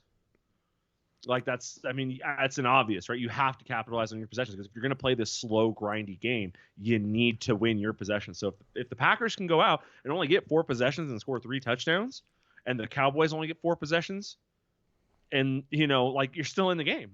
Yeah. The most they could be ahead of you is a touchdown. I think it's 2 parts. I think you have to stop Dallas from running the football, which Dallas isn't a great running team, but good enough. But they make their bread on throwing. Right. You have to stop the run, because they're going to try and establish that to open up their passing game, and then you have to frustrate Dak Prescott. You don't have to sack him. You don't. Yeah. But you got to get some pressure. You got to make him make bad decisions, because he will. He will make bad decisions under pressure. He does that. He's shown that in the past. This is the problem with the Packers, though, is that their defensive line is not the greatest. Agreed. But that's what you have to do. So you're needing. Yeah, I know. You're needing them to do something that's not in their character all season. It's the equivalent of asking it to snow hard in Buffalo so that Buffalo can't see to throw the football. That's the same thing I'm asking of Green Bay. If you can get some snow in Dallas, maybe you got a chance. I don't know. But yeah, I don't agree. I think they're going to cover the spread. I think it's going to be an ugly football game by the end. I think that might be the worst in terms of the final score. That might be the biggest spread of the weekend. I could see that. So we got here's the best game, maybe the best game in terms of storylines of the weekend. Los Angeles Rams at the Detroit Lions. I can't imagine a better than the quarterback swap for Stafford for Goff. Right? This is a huge storyline. This is amazing for the playoffs. The Detroit is a 3.5 point favorite at home. Detroit and the Rams have played 87 times over the course of forever. The last time was in 2021 in week 7. Not that matters. How have they played so much more? Because they've been around forever. These two teams have been around Detroit forever. has. Oh, I guess the Rams were. In St. Louis and in LA before that, and then LA. Yeah. So okay, I get it. this series is close also. 45, 41, and 1 in favor of the Lions. The home team is 46, 40, and 1, so barely. Okay. But the Rams have won 3 of the last 4. Yeah. So, that being said, Detroit's 3.5 point favorite. Who you got in this game, the Rams or Detroit? I want Detroit to win. I want them to win so bad. I think the Rams are going to win. Okay. All right. I'm with you. The Rams are just efficient and effective enough all the time to be a problem all the time, even in their losses. I mean, how many times have they been blown out this season? Like twice, maybe? Most of their games, they're within a score, 19-16, 29-23, 23-14, 24-17. Yeah, they're there all the time. And not to mention, they're the other hottest team in football coming off of 4 straight wins. Right. Now, they're all close wins because they only win close. They don't lose. They win close and lose close. But I just think that Matt Stafford's got a little extra juice being there versus Goff being in LA, right? If Goff was in LA, he'd have something to prove. Matt Stafford has something to prove going back. So I think the Rams are going to win it. And the spread is Detroit 3. I'm going to take, obviously, I'm going to take the under. Right. Obviously. Okay. So I'm going to take the Rams as well. I think that the Rams receivers are better. Puka Nakua is amazing. I And mean, he should be an honest candidate for Rookie of the Year. he should but be. Unfortunately, CJ Stroud. Yeah, he won't be. He won't win it. But when you put him alongside Cooper Kupp, he is exactly what Cooper Kupp needed. Was somebody else who could catch the football, stretch a field, and be a concern for the other team. Yeah. When you had those other guys who they were injured or they weren't there or they they weren't great, you could double team Cooper Kupp all the time. You can't do that anymore because you've got to account for Puka Nakua. That's Puka Nakua. Yeah. And so that's amazing to me. I say there is a question on the Rams offensive line at the moment. There's some injuries. There's some guys that are questionable. It's going to be sketchy, but I think that they're still the better complete football team. And one of those reasons, Aaron Donald. I mean, you got to account for Aaron Donald. You got to account for, Aiden Hutchinson as well for Detroit. But Aaron Donald is one of those guys that you can change a football game. So I'm going to go with the Rams. I think that they will cover that spread. They're going to win by a touchdown. I think it's going to be a shootout early and then in the first half. And then at the second half, people are going to make adjustments and no one's going to score. It's going to be a boring second half. It's going to be a boring. That's what I feel like. Yeah. It's going to be like a 28-14 halftime lead for the Rams or something. And then there's going to be like 6 total points in the second half or something. I don't know. But I think the Rams are going to win. I think they'll cover the spread. So I think that's the only. So you've only picked one road team so far. And that's the Rams. I've picked 2. How does Detroit win this football game at home as a favorite? You win it by being efficient, being smart, making sure the referee hears you when you check in. You win it by keeping your head when you want to get frustrated or whatever, things like that. Because Jared Goff is going to do something at some point that will frustrate you. Yeah, he's gonna take a sack that he shouldn't or throw a pick that he shouldn't. It's in his DNA. Matt Stafford's gonna do the same thing too.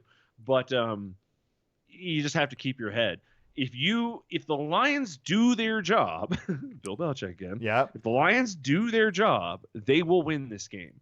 I do not think they will do their job for a full game is the problem, because they keep not doing their job at random times. Yeah. Like there are these moments where you're like, what are we doing here? Why is this game this close? Like you're clearly better. But I don't know.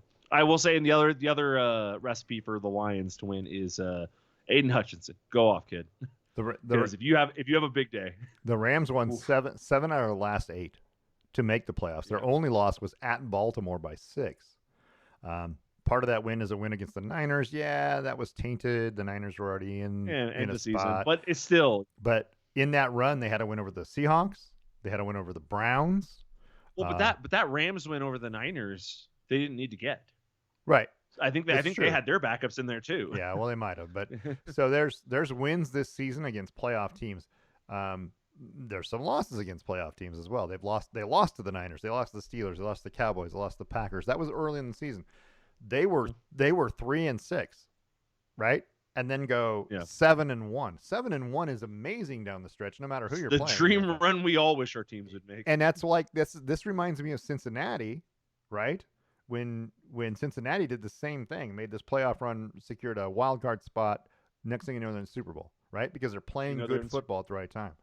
I'll tell you this right now: if Matt Stafford makes another Super Bowl, Matt Stafford is a fringe Hall of Famer, anyways. Yeah, he's in. Just making it, you're in. If they even make a deep run in these playoffs, it doesn't look like that one year was such a fluke. Hey, vice versa speaking, if Jared Goff takes the Detroit to the Super Bowl, he's still got to win one though. Does he? He doesn't have a Super. I mean, he doesn't. All right, you don't have to, but if you don't win a Super Bowl, i.e., Dan Marino, your stats have to be so that's true incredibly impressive that you're beyond, without a doubt, it was somebody else's fault. How many? And you can't say that about Jared Goff. Next week's trivia question: how many quarterbacks have taken 2 different teams to the Super Bowl? And Ooh. that's Second part, how many quarterbacks in the Hall of Fame have never won a Super Bowl? that's a good question. There's quite a few. I know one. There's yeah, there's more than one. So, but I feel like not many teams take two teams to a Super Bowl. That's hard to do. Yeah. But you know, That is Peyton Manning impressive. did it, right? Peyton Manning did it. Oh so- my gosh, I'm sorry. So I was playing video games with people the other night, and we started talking about transfer quarterbacks in the NFL. How many people have success moving from one place to another? And then we started naming them off because it started with, Tom Brady, and then somebody said, Peyton Manning, and then somebody said, what's it called? Somebody threw out another quarterback. It just kept happening. We're like, crap. Maybe it's been more than we thought. More than you think it is. Like, it's more than you think have been to two with two different teams, but it's still not a lot relative to the number of quarterbacks that have played in the NFL. So right. Yeah, I don't. That's a good question. You know, we could probably look it up right now. If I could type.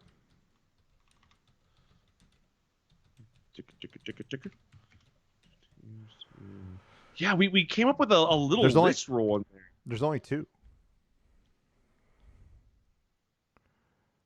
No, they have one. There's only two that have won two Super Bowls for two different teams. One. Yeah. I'm talking about going. But there's only two other teams. There's only 4 teams total that have started for two different teams in the Super Bowl.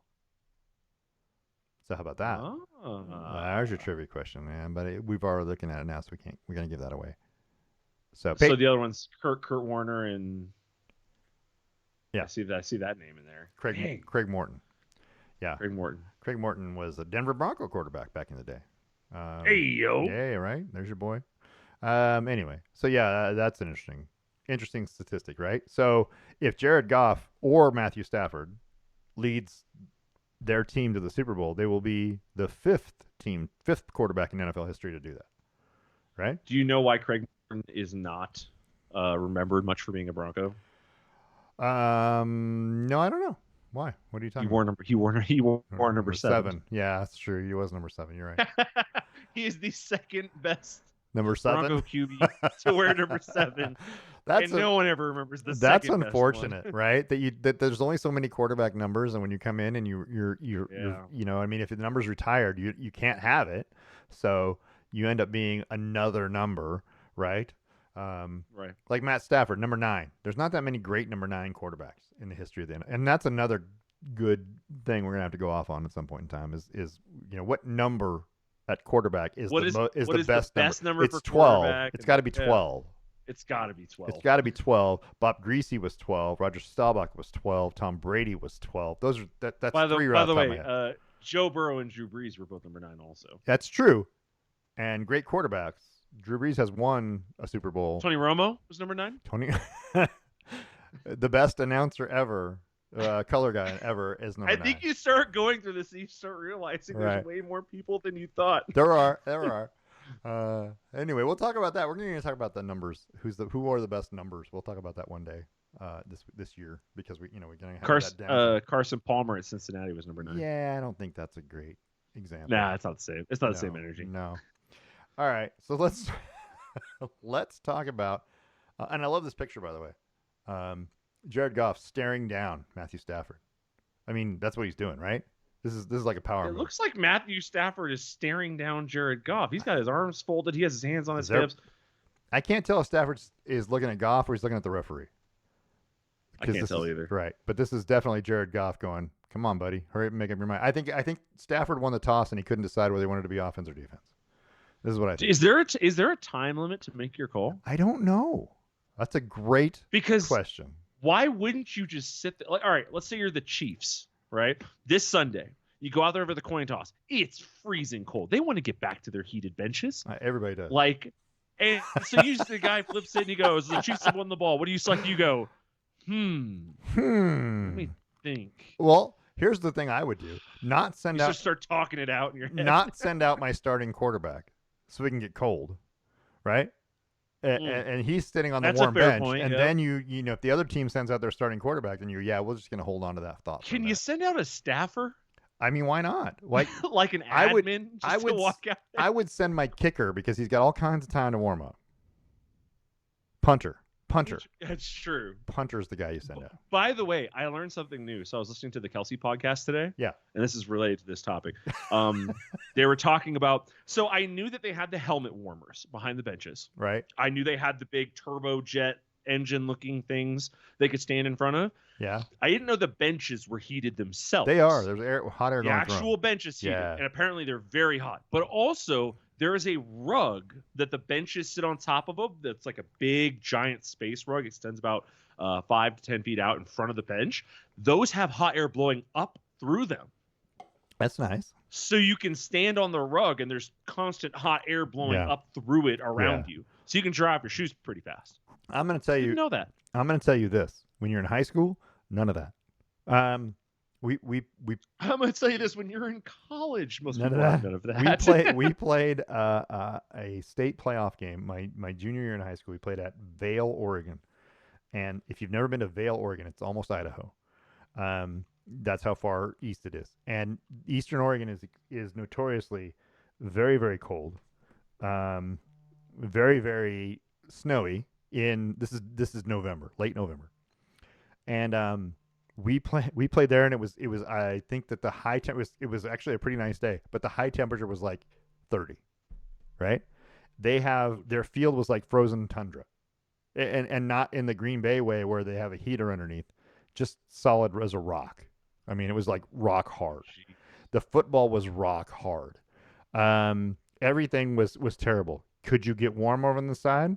Well, we don't have heaters. There's no heated benches. There's no heated mats. You put a jacket on, right, and rub your hands together, blow into them. That's how you got warm. It was terrible. We lost so bad. It was terrible. But when you play a team that's from there and they're used to it, that's the home field advantage, right? So anyway, it was bad. It was just a bad football game. I played it at a number of football games, or was attended a number of. I was on a member of a team where the conditions were so awful. Either it was just pouring down rain, it was a mud bowl, or we were just, it was cold and frustrating. Anyway, so there's that. Right. I just sent you a picture in the chat of the mats. The little in front of the bench? Wide. They're smaller than I thought they were. They said on the podcast they were like 5 feet to 10 feet wide, but that's kind of what it is. It's a little hold mat with hot air that blows up through it. Yeah. I wonder how much they paid. Super. Whoever invented that. This website, Big Fog. Big Fog, yeah, bigfog.com. They say call for availability, so I'm guessing it's going to be a couple grand. Yeah, that's ridiculous. Anyway, yeah. So this is bad. So all right, we got that game. Did we say how Detroit wins? I said Detroit wins by doing their job, not screwing up. That's what you said. Just be efficient. Do it. Don't make mistakes. Just be okay. Detroit, just be okay. Detroit needs to limit big plays downfield, passing game big plays, and I think you'll be okay. But I don't know if they're gonna be able to do that. That's easier said than done. All right, let's talk about the last one. You ready? Yep. Okay. Philadelphia plays at Tampa Bay. Philadelphia is a 3-point favorite. Philadelphia played in week 3 at Tampa and won 25-11. Philadelphia and Tampa have played 22 times. And guess what the overall record is for those 22 games? 11-11. 11-11. The home team has won 11. It's becoming predictable. The home team has won 11 of those 22. Tampa Bay has won 3 out of the last 4. That may be Tom Brady influence. I'm not sure. So Philadelphia, who looked for all the world like they were the best team in the NFL for a number of weeks, it has been suspect as of late. I guess that's the best way I could put it. They're a 3-point favorite on the road, but this is Baker Mayfield and his opportunity to shine, right? Philadelphia. Are you impressed with Baker Mayfield again? I am more impressed with Baker Mayfield now, for sure, than I was when he started his career, for sure. But even like 2 years ago when they were making the playoffs, and I'm like, come on, give the guy some credit. And you're like, I don't know, I don't want to do it. I am more impressed with him, on this team right now, and the toughness that he's shown. I mean, he obviously has suffered a rib injury, and he's come back. He's played through it basically. Um, the Eagles have lost 5 of 6 to finish the Yeah, season. That's not a good look for a it team is a rough downturn. that was 10-1. Um, yeah. So and one of those, the only win in that stretch was over the Giants at home. They lost the Cardinals. They lost the Giants again when they needed a win at the end of the season. That to me is Yep. They lost the Seahawks in a game we watched. They lost the Cowboys badly in Dallas. Dallas is a great home team. Don't get me wrong. But they also got blown out at home by the 49ers. They barely beat the Bills at home. They barely beat the Chiefs on the road. Their season has been a number of very close football games. So I think they're lucky to even be at 11-6. I don't know. So Philadelphia's a 3-point favorite at Tampa Bay. Who have you got? I think Philadelphia wins it. Okay. I think their team talent as a whole is too great. I think that Tampa Bay is good, without a doubt. Tampa Bay is good, but they need Baker to be great, and Baker's been really good this year, but not great. So I think it's just gonna catch up to him a little bit. Okay, I'm gonna surprise you and take Tampa. Mm, I think that's Tampa. exciting. I think Tampa's gonna win this one late. I think Philadelphia hasn't figured out what their identity is. They don't know how to win football games at this point. They're down. I feel like this is a perfect opportunity for Tampa, a team that is playing at home. They have nothing to lose. Pull out all the stops. If you're Tampa, you go for it on 4th down. You pull out the trick plays. Anything you haven't used all year, you got to do whatever you got to do just to win this football game. If you win this football game, it is a gigantic step forward. Yeah, you're going to have to play another game next week, and it may be at San Francisco, but it may not if another wild card team wins. But you're a division champion, and you have a chance, in theory, to be at, maybe, I guess could you be at home next week? There's a chance. Good. There's a chance you could still be at home next week. Yeah. But I think playing the home game is huge. I think it's a huge advantage for Tampa to be playing at home. I don't think Philadelphia is as good, and I haven't looked at their schedule. Let me just go look, because maybe they were good at on the road too. Their losses are at the Jets, at the Cowboys, at the Seahawks, at the Giants. So they've lost 4 of their 6 games losing were on the road. So big road stretch, yeah. Yeah, so I think that's a big deal. And I think that right now they're just lost. They have no idea. Their points scored: 19 against the Niners, 13 against the Cowboys, 17 against the Seahawks, 10 against the Giants. They haven't been exactly explosive offensively. So I feel like this, if Tampa Bay is going to win, it's now. I don't know that they're going to. I mean, I'm just guessing that they're going to win. So I'm going with Tampa. Will they cover the 3-point spread? It's exactly 3 points, which is kind of weird. But I don't know.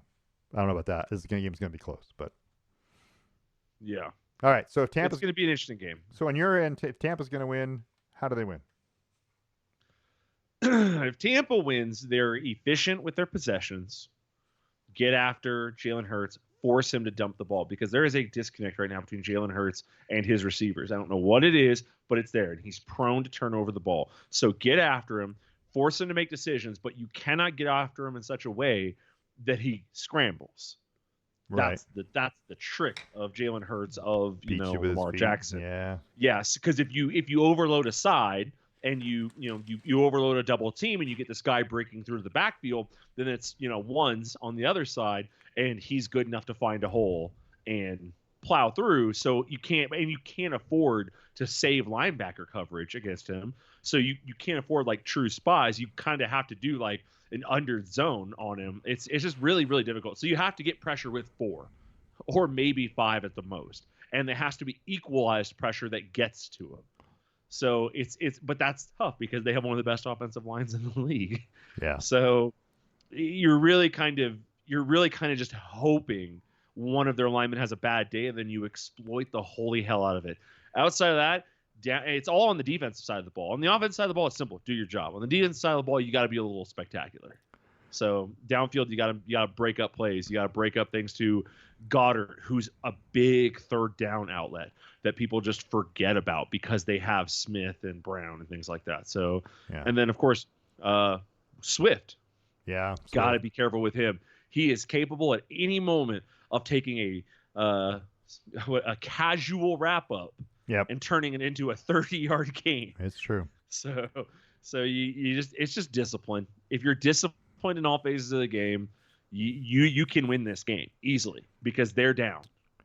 And I picked Tampa, so if Philly's going to win, Philly needs to come out and show me that they're Philadelphia Eagles, that they're capable of winning a football game and winning it convincingly. If this game remains close and they leave it, because that's what they did with Seahawks. They never put the Seahawks away. It looked like they were the better team for a majority of the game.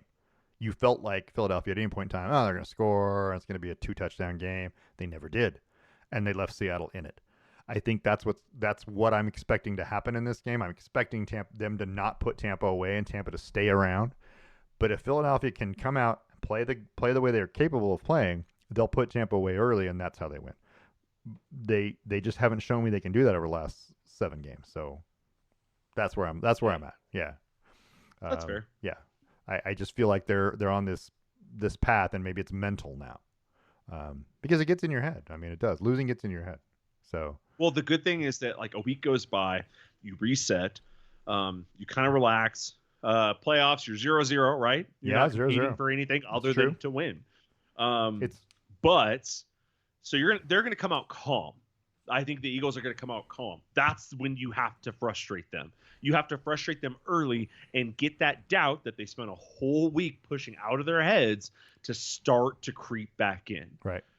Because if it's back in there by halftime, you can count on second half mistakes. You can count on rushed passes or drop passes and things like that because it's a self-fulfilling prophecy.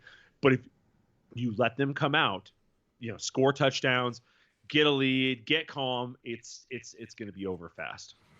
Yeah, I think if you can keep Philadelphia at a tush-push position, make it 3rd and long, right?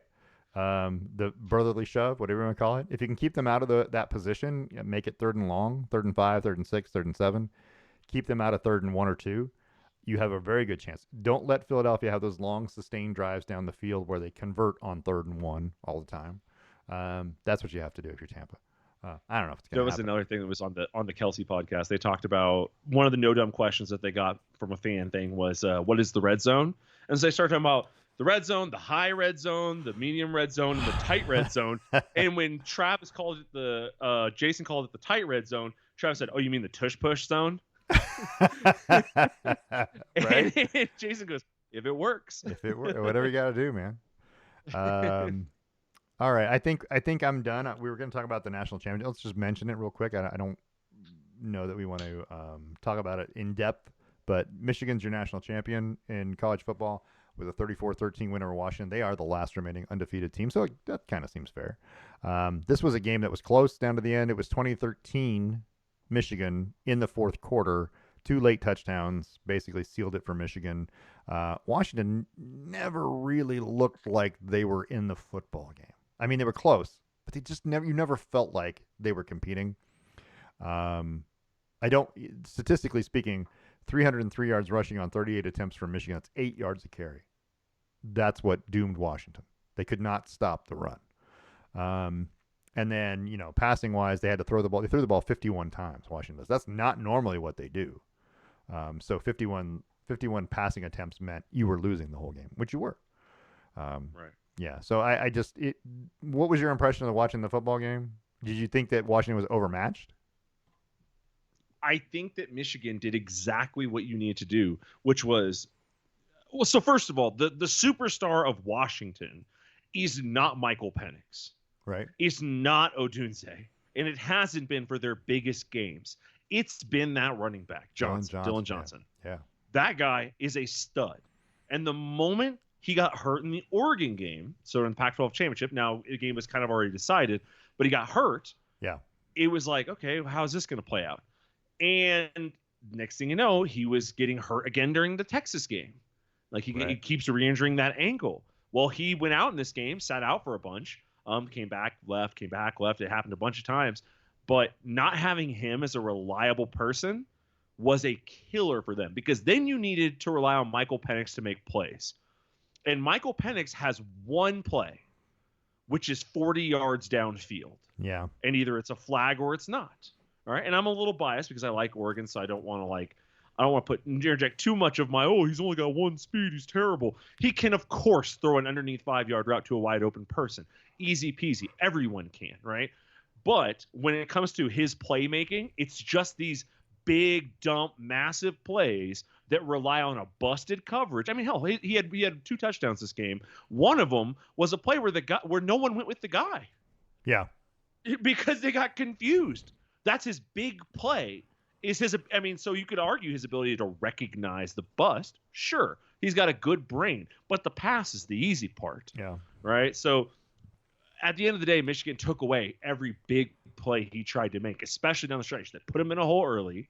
They ground away at him. Push through them through the course of I think that's right. You Sounds grind right. You grind something actively. Right. It was ground out. Yeah. Yeah. You ground them away on the ground. Wow, I hate that. Yeah. Right. Yeah. And you put them in a hole, and you forced him to go out there and beat you with his arm. And what happened was he can't. Yeah. He doesn't. You have a good enough secondary, and he does not have a good enough skill set. That's what happened. It emphasized the issue. Yeah. They didn't look like they actually belonged in there. They were there, and that was mostly because of Michigan mistakes. Was the reason why they were still in 2013. It was still close in the fourth quarter, and they can hang their hat on that if they want to. Michigan was the better football team in this game, just to me. But yeah, it was.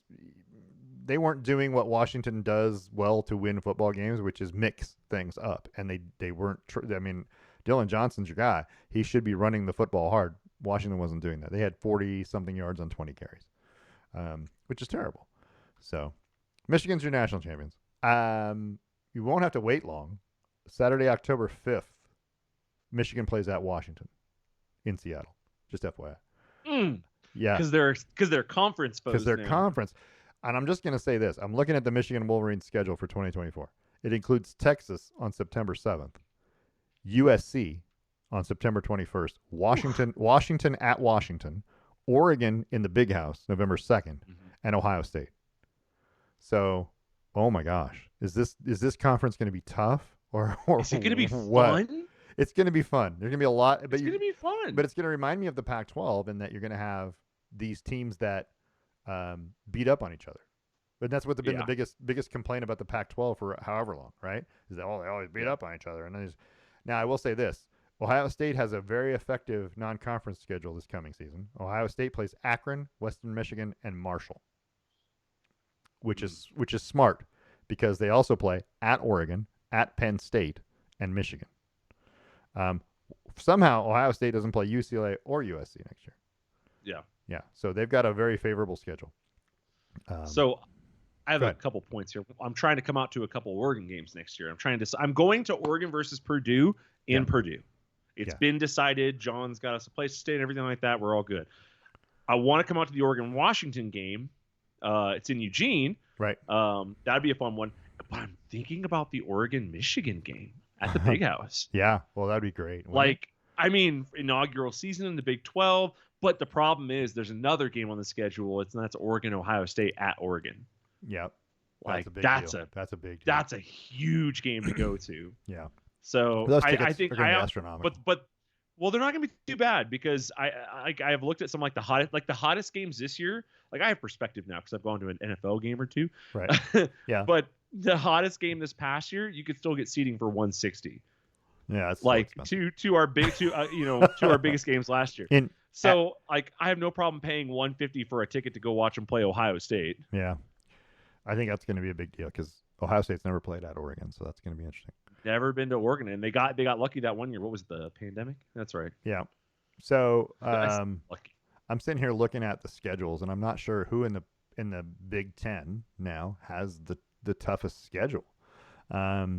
They're all different. Oregon has both Ohio State and Michigan. Wisconsin, Washington. I would say Oregon has at Wisconsin in November. Yeah, that's not pretty doozy of a game. And at Michigan is technically November, but it's the beginning part of November. Sure. But it's the beginning part. It shouldn't be too bad. Yeah. Oregon has a tough schedule. It's not. Well, we have our second bye the week before Washington. It's true, and that's good because nice. Washington, Oregon's that last, and then Oregon State still right is on that schedule.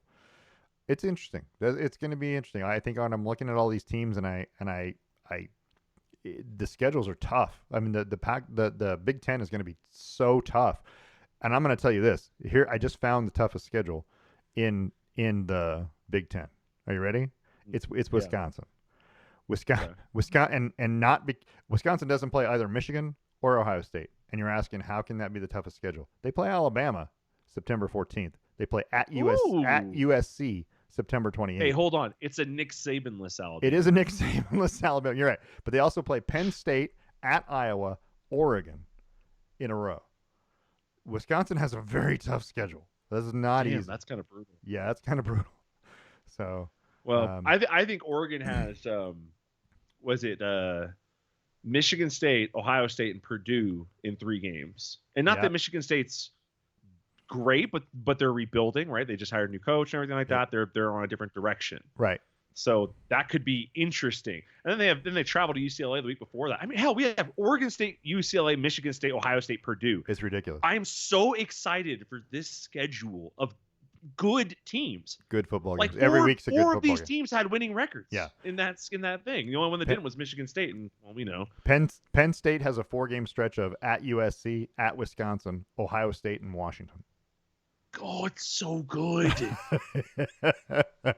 So here's the thing. We all said when they moved that it's going to be bad. Like, oh, it's going to water it down. But if we get schedules like this, like 3 out of 4 years, right? Hell yeah. This is awesome. Yeah. This is super cool. Also, Oregon has a chance to do something that no one else has in history, which is to go 13-0. No one's ever gone 13-0 in the regular season. Well, yeah. Well, I'll believe it when I see it. I'm just saying it could happen. I'll believe it. Yeah, I know. We have some serious games to get through in that process. There's a lot of things going on there, right? And some stadiums we've never been to. Yeah, that'll be exciting. That's a cool one, Like I next year, Oregon versus Illinois. I'm gonna try and go to that game next year, assuming they play each other again, because that'd be cool. So Purdue only has 10 games on their schedule listed. I don't know why. I don't know what they're missing. Some of their non-cons come through. Some of their non-conference are not on here, but their conference. So Purdue has one of those tough schedules too. They play Notre Dame September 14th. They play Oregon at home, at Ohio State. They play Penn State at home. They play Wisconsin on the road. So they don't play Michigan, but I mean that's tough depending on who the other 2 non-conference games are, or 3, right? 2, 1, 2, 3, 4, 5, 6, 7, 8, 9. 2 more non-conference games. I don't know. I think every schedule in the Big Ten is going to be tough. I think the SEC is going to be that same kind of thing, because when you look at the SEC schedules, and I'm just going to throw let's throw Texas out there as an example, okay? So the University of Texas next year has a schedule that includes at Michigan, Oklahoma, Georgia, Florida, Texas A&M, right? They don't play Alabama, so okay, there's that. Oklahoma next year has a schedule that includes at Auburn versus Alabama, at LSU, at Ole Miss, Texas. These are, I mean, that's just rough. Those 2 conferences should produce the best teams, and you should be able to just take the top 2 conference winners and play them for a national championship. That's what I think. But it's not. You might get a lot of teams that have 1 or 2 lost conference champions. It's entirely possible with all these good teams playing each other. So I'll tell you what I like. I'm looking at Alabama's schedule right now for next year. Yep. And now I know why Nick Saban retired. Because he plays Wisconsin in week 3. Yeah. At Camp Randall. Yep. Okay. Whatever. And then he plays Georgia after a bye week. Yep. And then you move through 2 weeks of Vanderbilt and South Carolina. Then you got Tennessee and Knoxville. You can say what you want about whether that's a good game or not. And then he plays Missouri at home. Then he plays LSU, then his usual bye, Mercer, then Oklahoma, then at Auburn. Oklahoma too. Yeah. At Oklahoma. Well, so Alabama's... this next year he has to go at Wisconsin. he has to go at Oklahoma and at LSU. He And could have 3 losses this year, and he has to go at Tennessee. If you believe they're on any trajectory, then maybe. But I don't think they're going to win that game. But whatever. let me throw another one at you. LSU's schedule next year. They play USC September 1st. They play. Oh, do they really? They play UCLA September 21st. They play at Texas A&M, Alabama, at Florida. They play Oklahoma to end the season. Jeez Louise. That is a rough schedule as well. Just FYI. Which, by the way, Caleb Williams has to announce in the next 4 days whether or not he's going pro or not.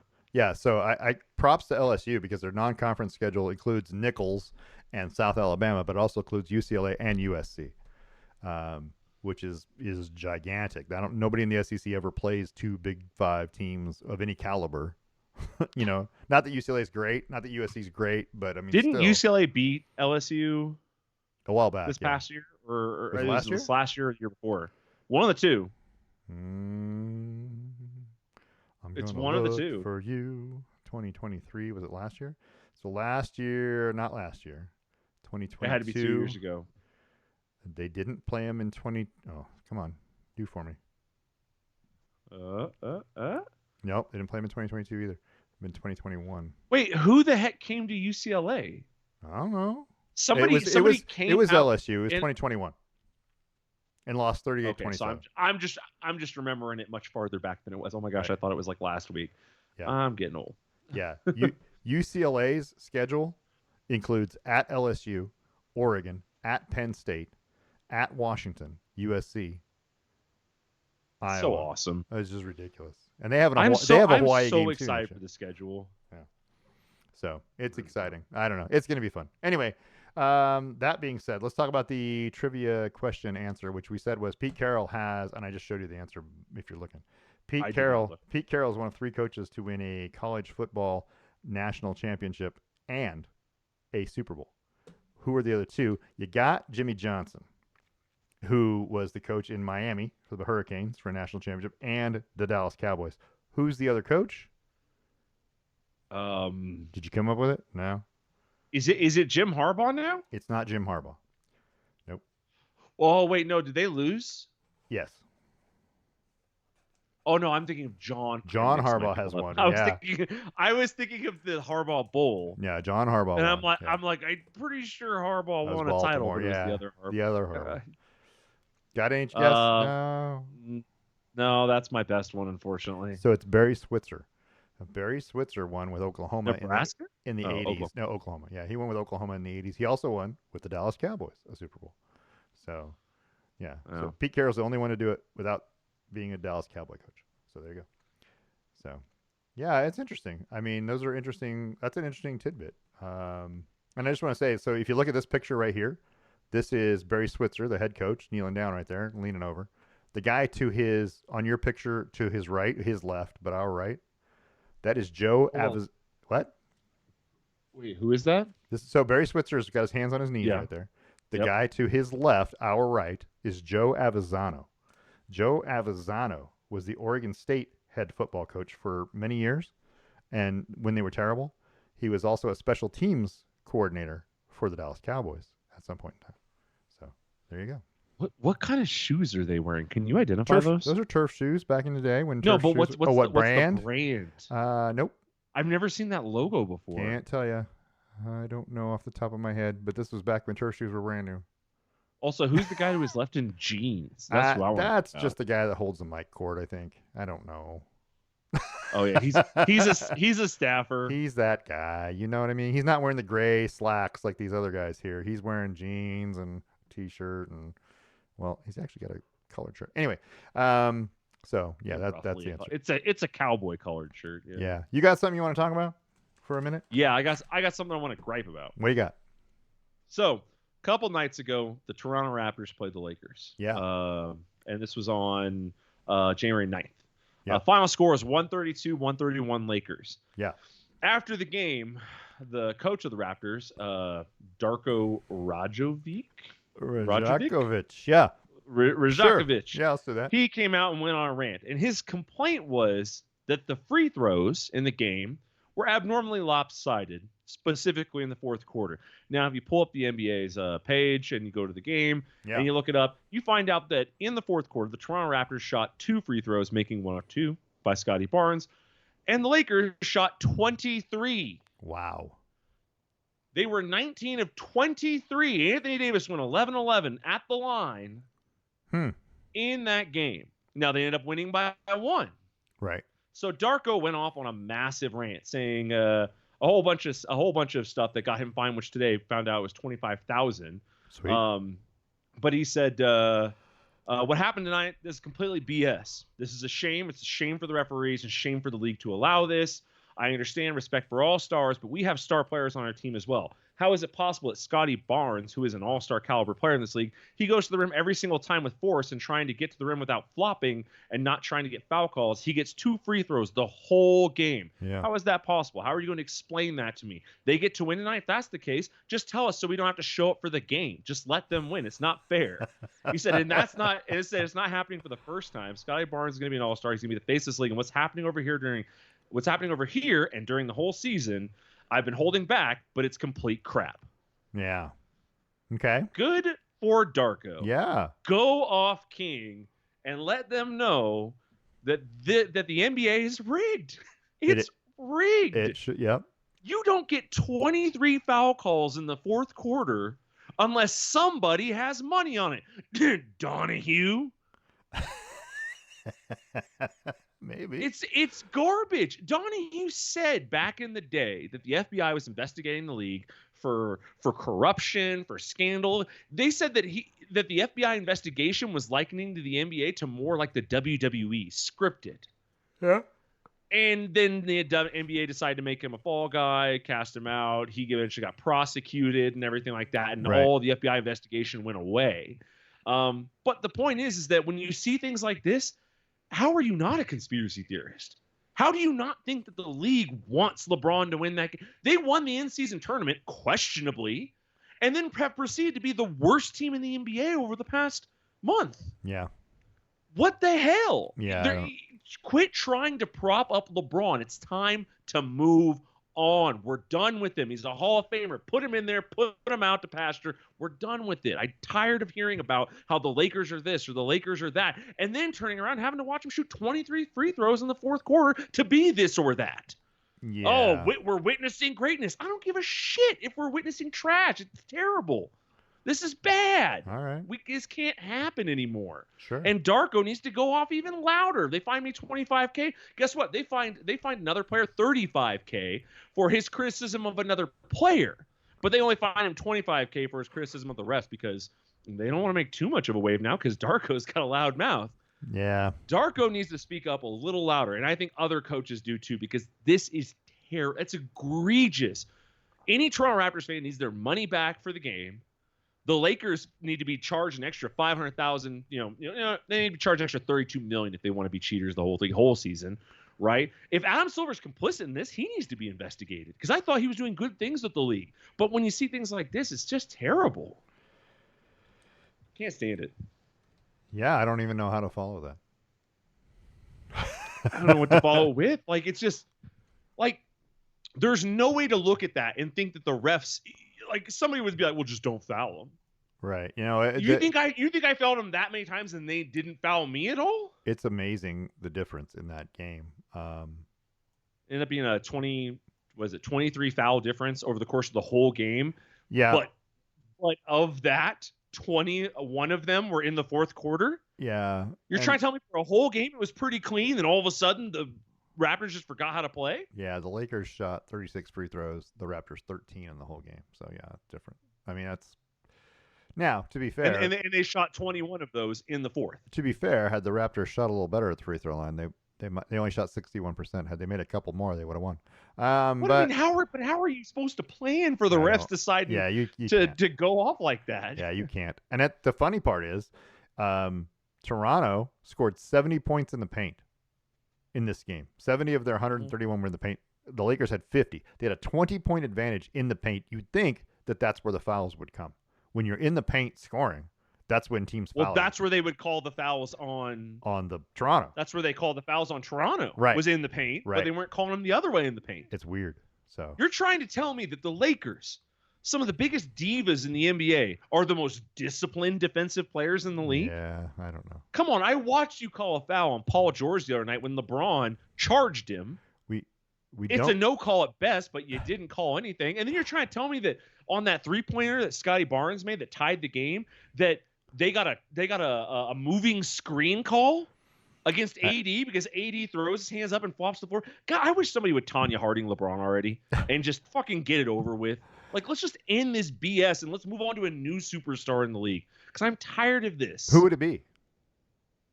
Well, it's gonna sound inherently racist. It won't be a white guy. So I want to say Luka. Luka immediately popped into my mind. Like Luka's the best player in the league front to back, but it won't be a white guy. It won't be Zion because Zion can't get his crap together. No, he can't. With whatever he's got going on. So I think you're gonna lean towards Victor Wembanyama, but they're losing right now. So it's hard to put the crown on someone when they're tanking. Well, you know what I mean? Like it's really difficult. Tanking for a second part. You know, it would be Ja Morant if Ja Morant didn't decide he loves his Second Amendment rights. Well, he's injured now already again. I know, right? Out for the season. Is that a conspiracy? Yeah, whatever. He goes off on the little handgun thing after he does that handgun celebration after a basket, and he's injured for the season. Not saying, just saying. Maybe somebody did Tanya Harding him. Jason Tatum. Would be a good example. Yeah. Giannis Antetokounmpo. Yeah, he kind of his name. Yeah. Yeah, he would be a great example of it.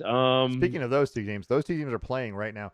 Milwaukee and Boston are at halftime. It's on TNT if you want to watch it. But Milwaukee is beating Boston 75-38 at the half. Good God, they're crushing them. Yeah, it's ridiculous. And then the Blazers are losing. Losing again. But, I mean, they've only got 10 wins. And then the Suns. Devin Booker would be another good. Devin Booker. It's a good choice. A good future person. So these are all good athletes. Sure. But there's no one other than Victor that stands out so physically imposing the way LeBron did back in the day or the way that we expected Zion was going to. Right. I say we, not we, other people. I knew Zion couldn't put down a hamburger years ago. All right. So it's not a problem for me. This is a problem for the people who paid him millions of dollars and didn't listen to me. But I would say Giannis would probably be your best one because then you make the connection to the international game a little bigger. You make him, every major game that's on TV is him. And it is kind of that way now. Yeah. But it needs to be, if you're going to cheat and you're going to coerce games and have refs that change games and things like that, which is what they did. Yeah. Then you need to do it for the future of the NBA. Doing it for LeBron is doing it for the past of the NBA. LeBron fans we're not getting any new LeBron fans. They're the same fans. Right. It's time to get new fans. Let's move forward with this instead of just focusing on the glory days of the last 10 years. Like I'm just over it. I'm over watching the Lakers. I'm over watching LeBron. I like Anthony Davis, but Anthony Davis didn't get these foul calls 3 years ago or 4 years ago and with the Pelicans. We'll have more NBA next week. Yes. Just FYI. There will be less football and be prepared. And more NBA. Be prepared for that. I gotta go. Takes. I gotta go. So let me get this on the road. So yeah. So we'll see you next week. We'll talk about the NBA. We'll talk about the NHL a little bit more because there's no college football anymore and playoffs are down. This has been the Best Lamb Sports Show. We want to thank our sponsors, The Range in Yakima, Boss Kitty Yarns, and Stave & Stone Wine Estates. This has been a Brain Rock production, a division of Lonely Tree Media. Thank you all for listening, and we'll see you next week.